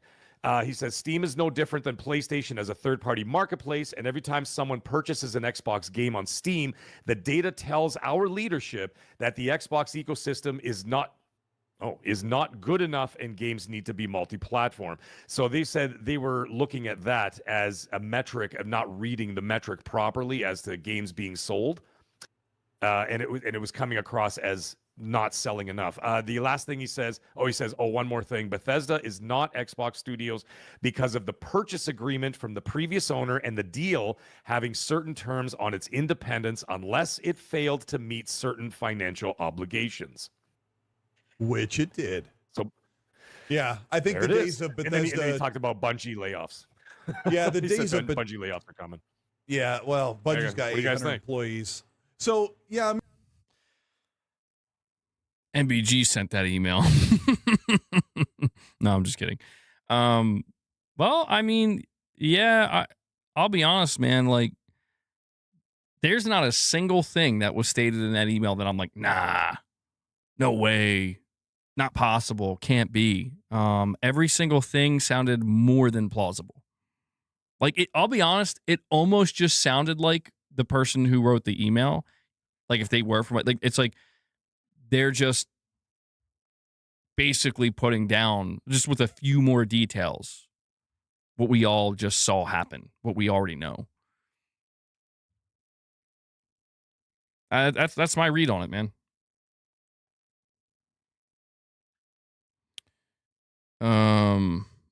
All right, let me get this off now. Interesting. Later on, I'll have to watch the Jason Schreier video and see what he said. At the end of the day, when you're all alone in the dark, the only thing that counts is this: the law. Yeah, man. All right. Well, okay. I mean, oh shit, just happened. I'm sorry. Whoa. Just went flying there. All right, let me exit out of this. Get out of this.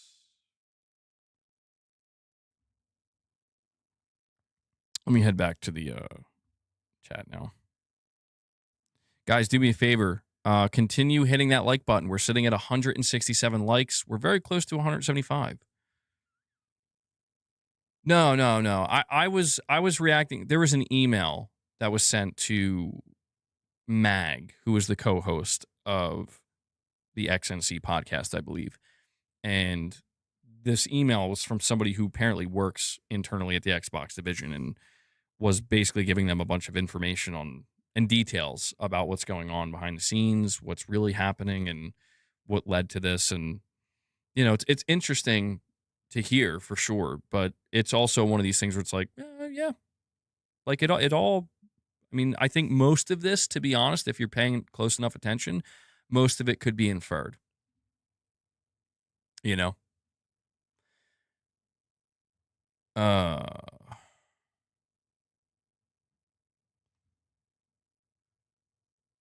See here.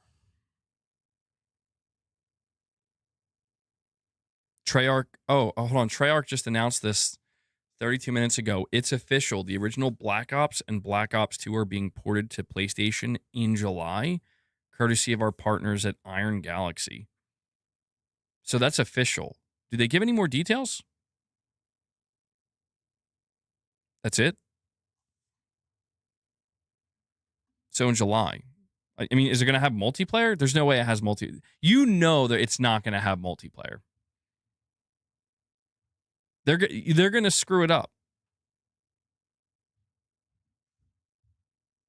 They're going to be like, we took the time to port these games and they're not going to have the multiplayer.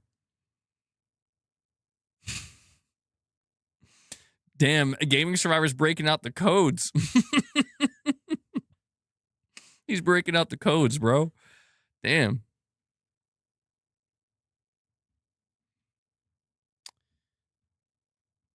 All right. I saw that. Check Colin Moriarty's tweets about studios PlayStation should add. He says PlayStation Studios. Well, I had it up just a second ago. I think it might be gone now. Hold on.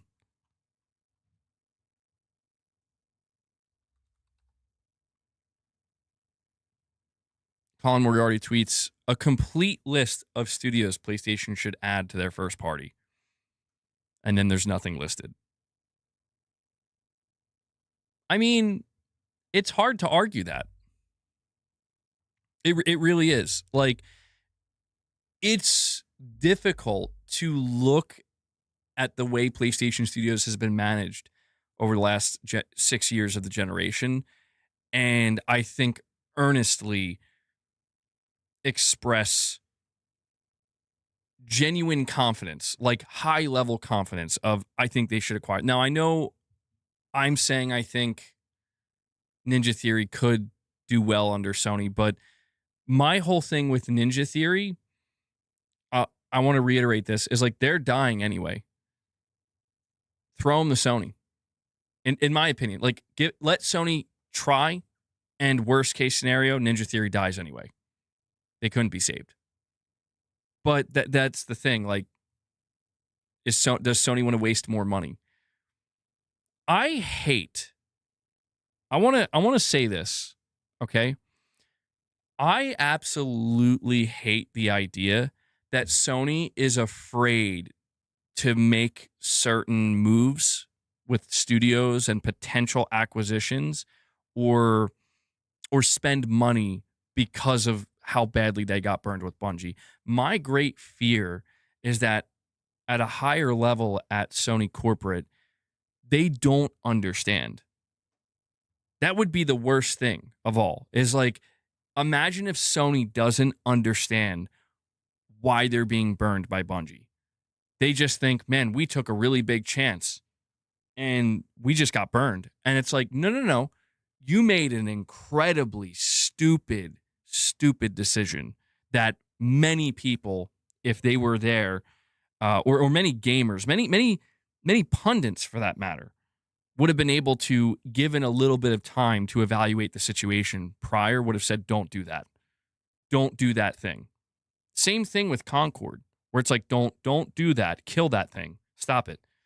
It really is unsettling to me to think that Sony is letting, maybe, I don't want to say for sure, but Sony would let their misguided, frankly, just, again, boneheaded decision making when it comes to what they should invest in and what they should acquire in terms of failed live services, let that determine how they should go about making certain acquisitions potentially for single player. Now, in my opinion, I would add 2 studios to that list. I know the idea is like Sony should acquire nobody. If you get the opportunity to bring on Ninja Theory, do it. Because, I mean, how expensive can it really be? Again, it's like you dropped a cool $3.6 billion on Bungie. On Bungie. I mean, would it not be worth trying to secure a studio that has at least some level of talent to make these narrative, single player, very story driven games that PlayStation's known for, to add that to your repertoire and to be able to, when you go into the PlayStation 6, be like, here's Senua, exclusive to the PlayStation 5, maybe a launch title. I mean, I feel like that could work. I mean, nobody's factoring in the fact that Hellblade 2, listen, I understand Hellblade 2 is lacking. Hellblade 2 had problems, but people are not acknowledging that game dropped into Game Pass on PC and console. You didn't have to buy it. People are not factoring in certain aspects of like, dude, the type of game that Ninja Theory made with Hellblade 2 is not the type of game Xbox players are known to buy and support. On the other side of that, that is a game that PlayStation players are known to buy and support. That's not what I heard, Cheese. I heard, and I don't know if this is true, I guess I'd have to do more digging, but I could have swore it came out that Hellblade 2 did decent on PlayStation. Right? I mean, I'll double check. How did Hellblade 2 sell on PS5? Maybe I'm wrong. While Ninja Theory has not publicly disclosed exact digital unit sales figures for the PlayStation 5, both the developer and the publisher have explicitly labeled the port as a major commercial and critical success. It released on PS5 on August 12, 2025. Studio profitability. In their financial reporting, the studio confirmed a profit of £5 million and officially cited it as, quote, a successful release of Hellblade 2 on the PlayStation 5, end quote. I mean, geez, like, I mean, I look at that and I'm like, I don't know, dude. I don't know. This might be worth it. Sony, I mean, come on, man. You shut down Blue Point. You're missing, you have a hole in your family of studios now. Senua is a game that's clearly in development. I think it might be worth it. The only other studio here, by the way, that I said this earlier, but I'm just going to reiterate it here because it's an interesting thing about. I worry about Remedy. Remedy's another studio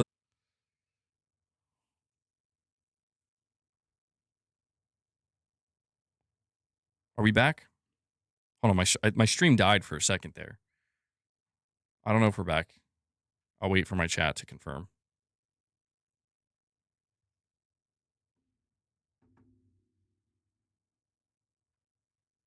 We good? All right, we're back. I don't know why that happened. Hopefully that doesn't happen. That wasn't even my internet, by the way. That was YouTube. My internet didn't go out. I'm going to give it a second. I think a couple of people are leaving the stream and coming back or refreshing.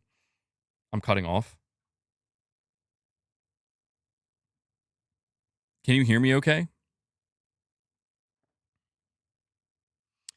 Big Tech 83, a member for 32 months, says, forget Hellblade. I want Blade, MBG. I agree. I mean, Blade being developed by Arcane, it looked so promising. And I don't know. It hasn't been canceled yet. The studio hasn't been announced to be shut down or anything. Even layoffs haven't been announced yet. But unfortunately, the reports are indicating that Arcane might be getting shut down. And, man, Blade can't catch a break. I would have loved to see a Blade game, man. I'm not mute. Stop. I'm not muted. I know I'm not muted. Now you're just trolling me. Yeah, but Remedy's the only other studio that I could see maybe working with Sony, where like if Remedy is looking for a buyer because they're in dire straits, I mean, I do think that Sony could be the one family of studios where it's like if they get the proper support, maybe they could steer them in the right direction. And that's it. But outside of that, I do agree that Sony needs to... Listen, Sony should only ever consider buying any of these studios as long as they're not... As long as they've learned their lesson of, like, you don't let... If you were to acquire Ninja Theory, you don't let them work on a live service game. Even though they tried to do that with Bleeding Edge. Microsoft let that happen. And there you go. Dumb idea. You don't care for Ninja Theory, MBG. I know it. You know it. This is just for fun to say we got Ninja Theory on PlayStation. No, dude, it's not true. Jeez, I swear. I'm telling, dude, I'm sure there's content somewhere on my channel, but I played the original Hellblade and I was shocked. I'm like, dude, this game is awesome. Genuinely. Like, it was one of my favorite games. That's why throughout the years, I've always said, ever since Hellblade 2 was announced, I'm like, this is one of my most, like, I want this game. Like, people are going to ask me, like, do you even care about any Xbox games? I'm like, I care about Hellblade 2. I have to admit, they messed it up, though. Like, I can't deny that. They screwed Hellblade 2 up, where it's like, guys, what happened? Like, how is this a step back in such a significant way? And that's where I do have some, hesitation of like, well, there's no guarantee that Senua is suddenly going to be better. But I'm like, surely they took the feedback in of what they did. They messed up with Hellblade 2. It almost feels like they spent so much time on the technology side of Hellblade 2 that they kind of forgot, like, wait, we got to make a game. We have to have gameplay. I'm telling you, I'm not bullshitting you about Ninja Theory. Now, I'm not going to sit here and pretend that like I have this storied history with Ninja Theory way back to when they first started making games. No, I'm not saying that. I'm just saying, like, when they put out Hellblade, I was like, dude, this is an incredible game. And I like Senua a lot as a character, and I like her journey, and I like this. The one thing I did really like about Hellblade 2 was the story and the characters. I'm like, dude, okay, you're setting up a third game. I'm all for this. But I don't know, man. If they got to go, they got to go, I guess. There's nothing that can be done. Yeah, you're probably right about that. They had too much freedom to be an art project rather than a game developer. We'll see what happens. I just hope they get one more shot. If they put out Senua, if they do get to put out Senua and it fails, it's like, all right, well, nobody can say you didn't have opportunities to succeed. But I would like to see them at least get one more chance.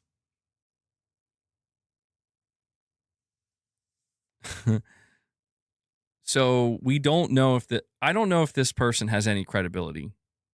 Jason Schreier called them out for making fan fiction when it comes to the initiative and the budget that was spent on them.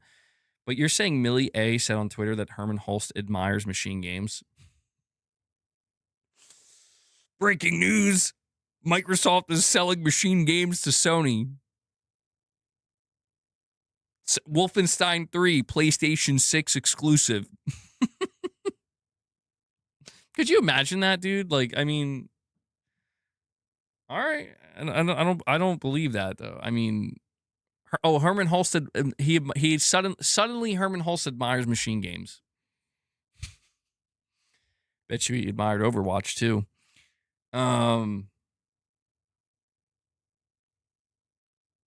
Remedy would be better at Take-Two and Max Payne. Now that would be sick. I could get it. Yeah, I would. If Take-Two Interactive saved Remedy, that would be like if Remedy does end up in that position. I'd love to see that. Remedy would be great at Take-Two. Oh man, he must appear in the court of Totokism and answer for his crimes. Yes, indeed. Indeed. All right, hold on. I got to close some of these tabs. I got too many open.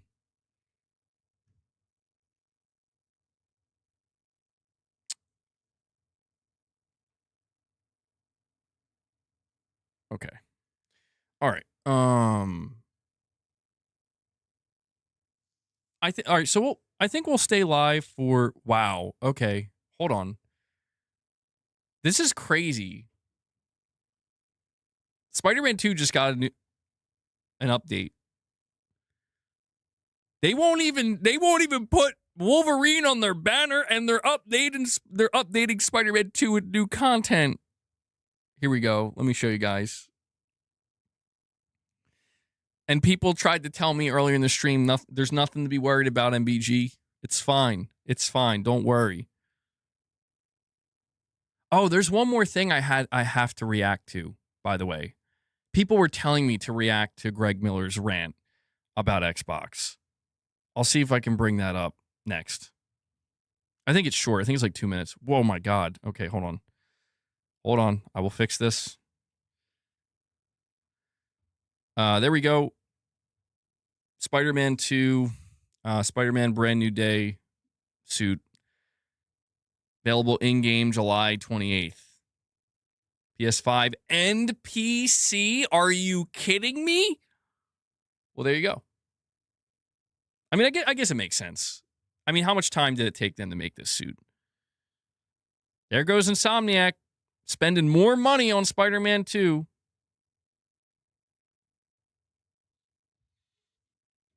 Nah, I'm not going to react to that trailer, Irfan. Let me see. Let me see if I can find this Greg Miller thing.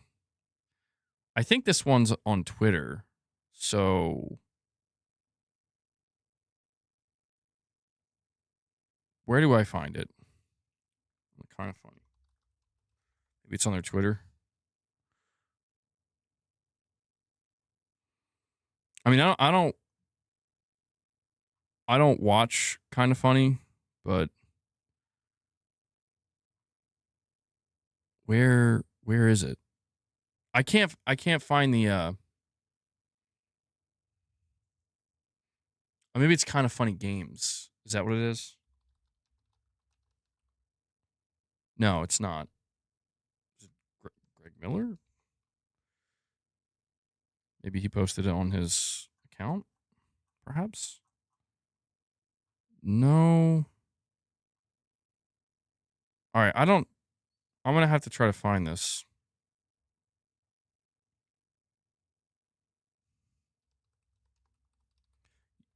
Always coming in unprepared. Let me see.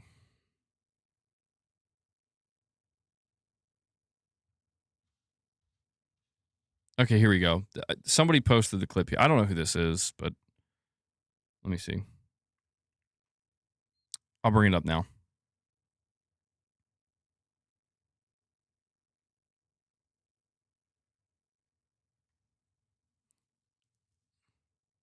Xbox is losing money hand over fist. They are not doing well. That's my problem. And that's your problem, Paris, is that we're fucking smart. If you took any of us and gave us control of Xbox, we would walk into Satya Nadella and be like, we're not getting rid of any of these fucking studios. What we're doing is stopping fucking hardware. You fucked up the world. You fucked up the entire industry by wanting to go after this AI shit, and now no one can buy components. So it doesn't matter if I get Gears as an exclusive as an Xbox. You can't buy a new Xbox because it's too fucking expensive. We can't make new Xboxes because the components are too expensive. The thing that would be the shot in the fucking arm right now would be, hey, we have a brand new spanking console called Helix. That motherfucker's too expensive. So Satya Nadella, eat a big bag of shit, you son of a bitch. You fucked this into the ground. So now we're gonna save the Xbox brand the only way we know how, and that's appealing to the gamers. That's keeping all of these studios, letting them make cool art, and we're gonna fucking publish it everywhere. Why the fuck are we talking about exclusives right now? What goddamn reality are you living in right now, Xbox leadership, that we're thinking exclusives are what's gonna bring people back to this platform? Get out of the fucking hardware. Double Fine, we need an awesome fun game in 9 months to put on Game Pass. I'm going over and I'm saying, Outer Worlds devs, you're making Fallout New Vegas 2. Those kids who made the fucking Fallout London mod,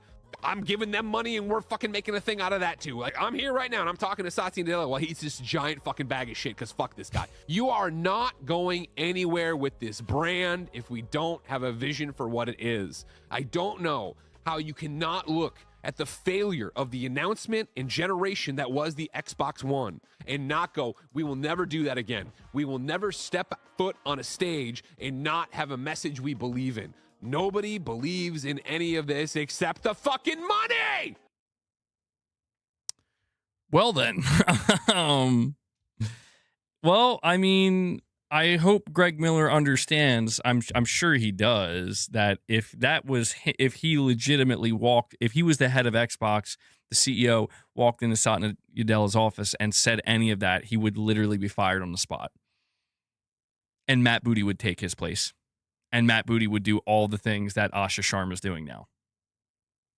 Or maybe some of them. Most of them. It's interesting. When I hear Greg Miller's rant there, I mean, I don't know if I'm taking it too seriously, but I get where he's coming from. See, what's interesting is if you listen to what Greg Miller just said, he's coming at it from the angle that Xbox can be saved. And I'm like, well, see, that's where you messed up. I'm going to walk into Satya Nadella's office and call him a big bag of shit. Oh, man. That guy's a bag. Well, that's a crazy thing to call somebody. I'm like, who? I haven't heard that. I've heard a lot of things. I don't think I've heard that.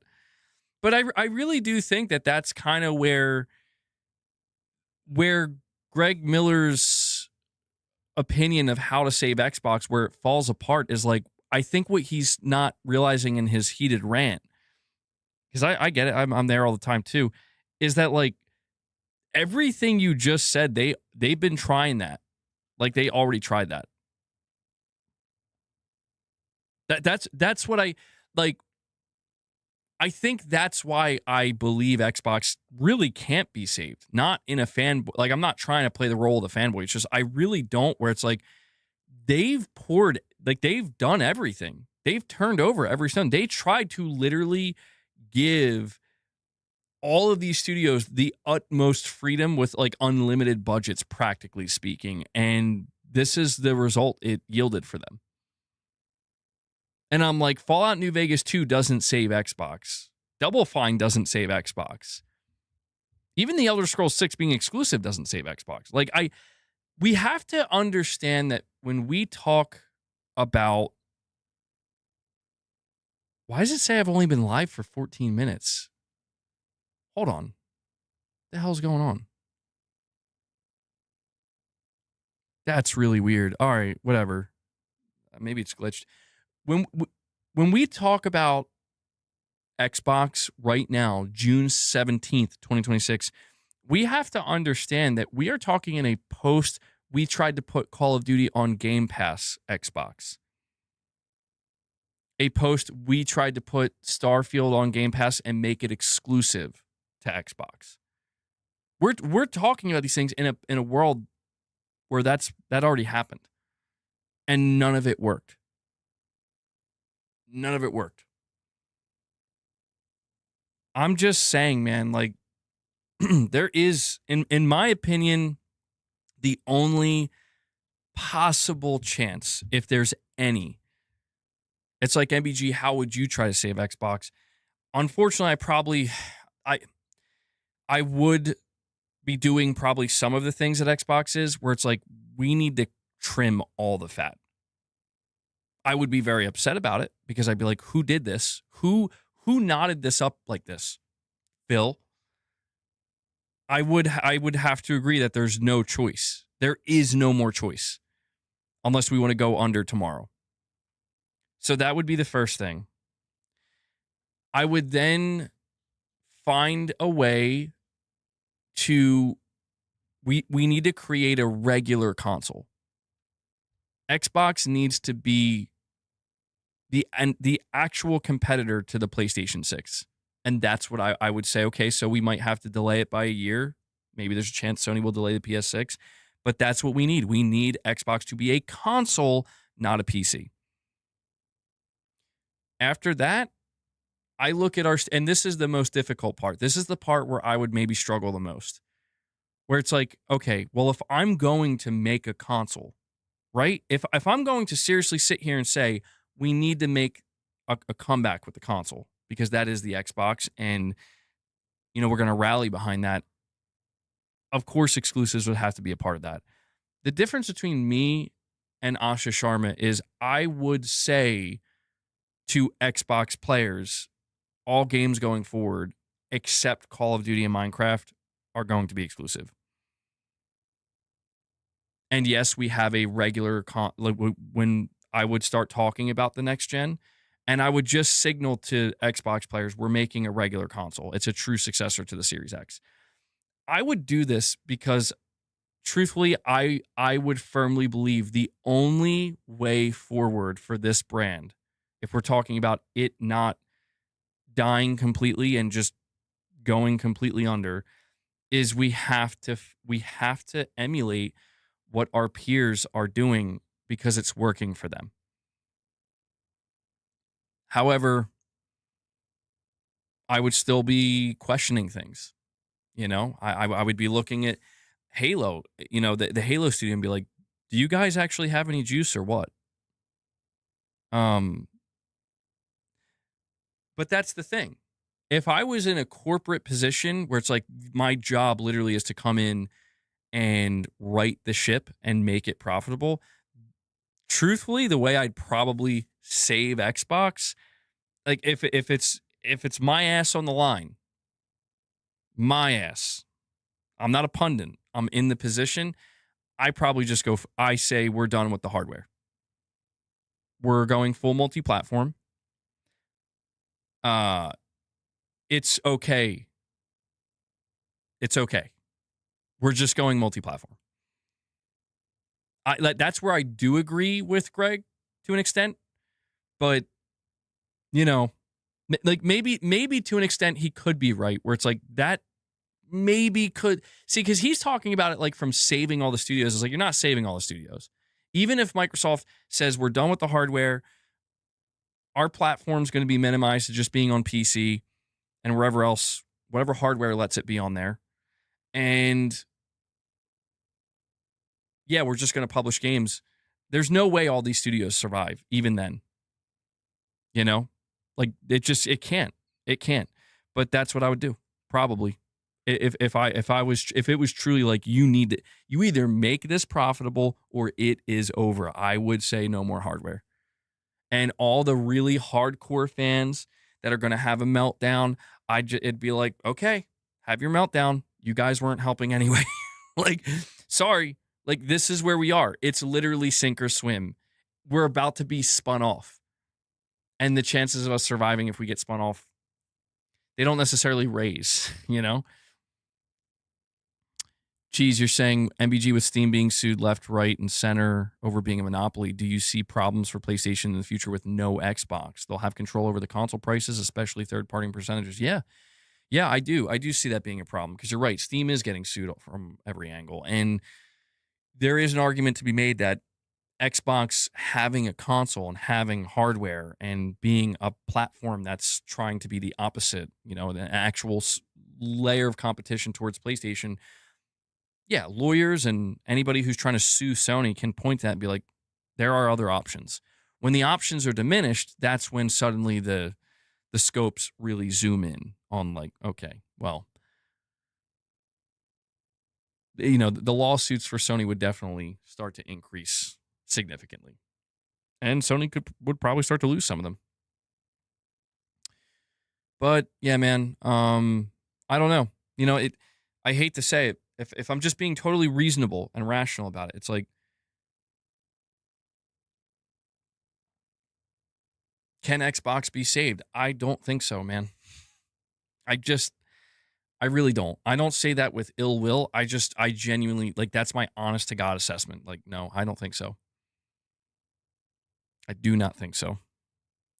How is Steam and Monopoly? There's Epic and GOG. I think it's just the fact that Epic and GOG don't hold, they're just irrelevant compared to Steam. Completely and entirely.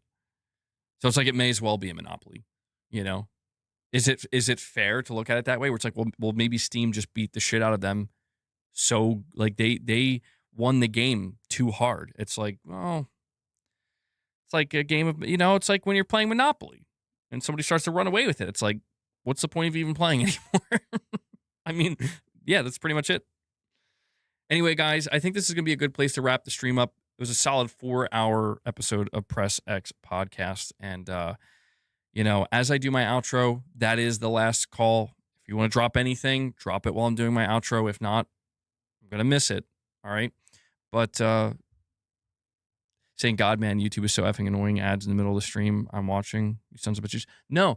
So hold on. I had that turned off.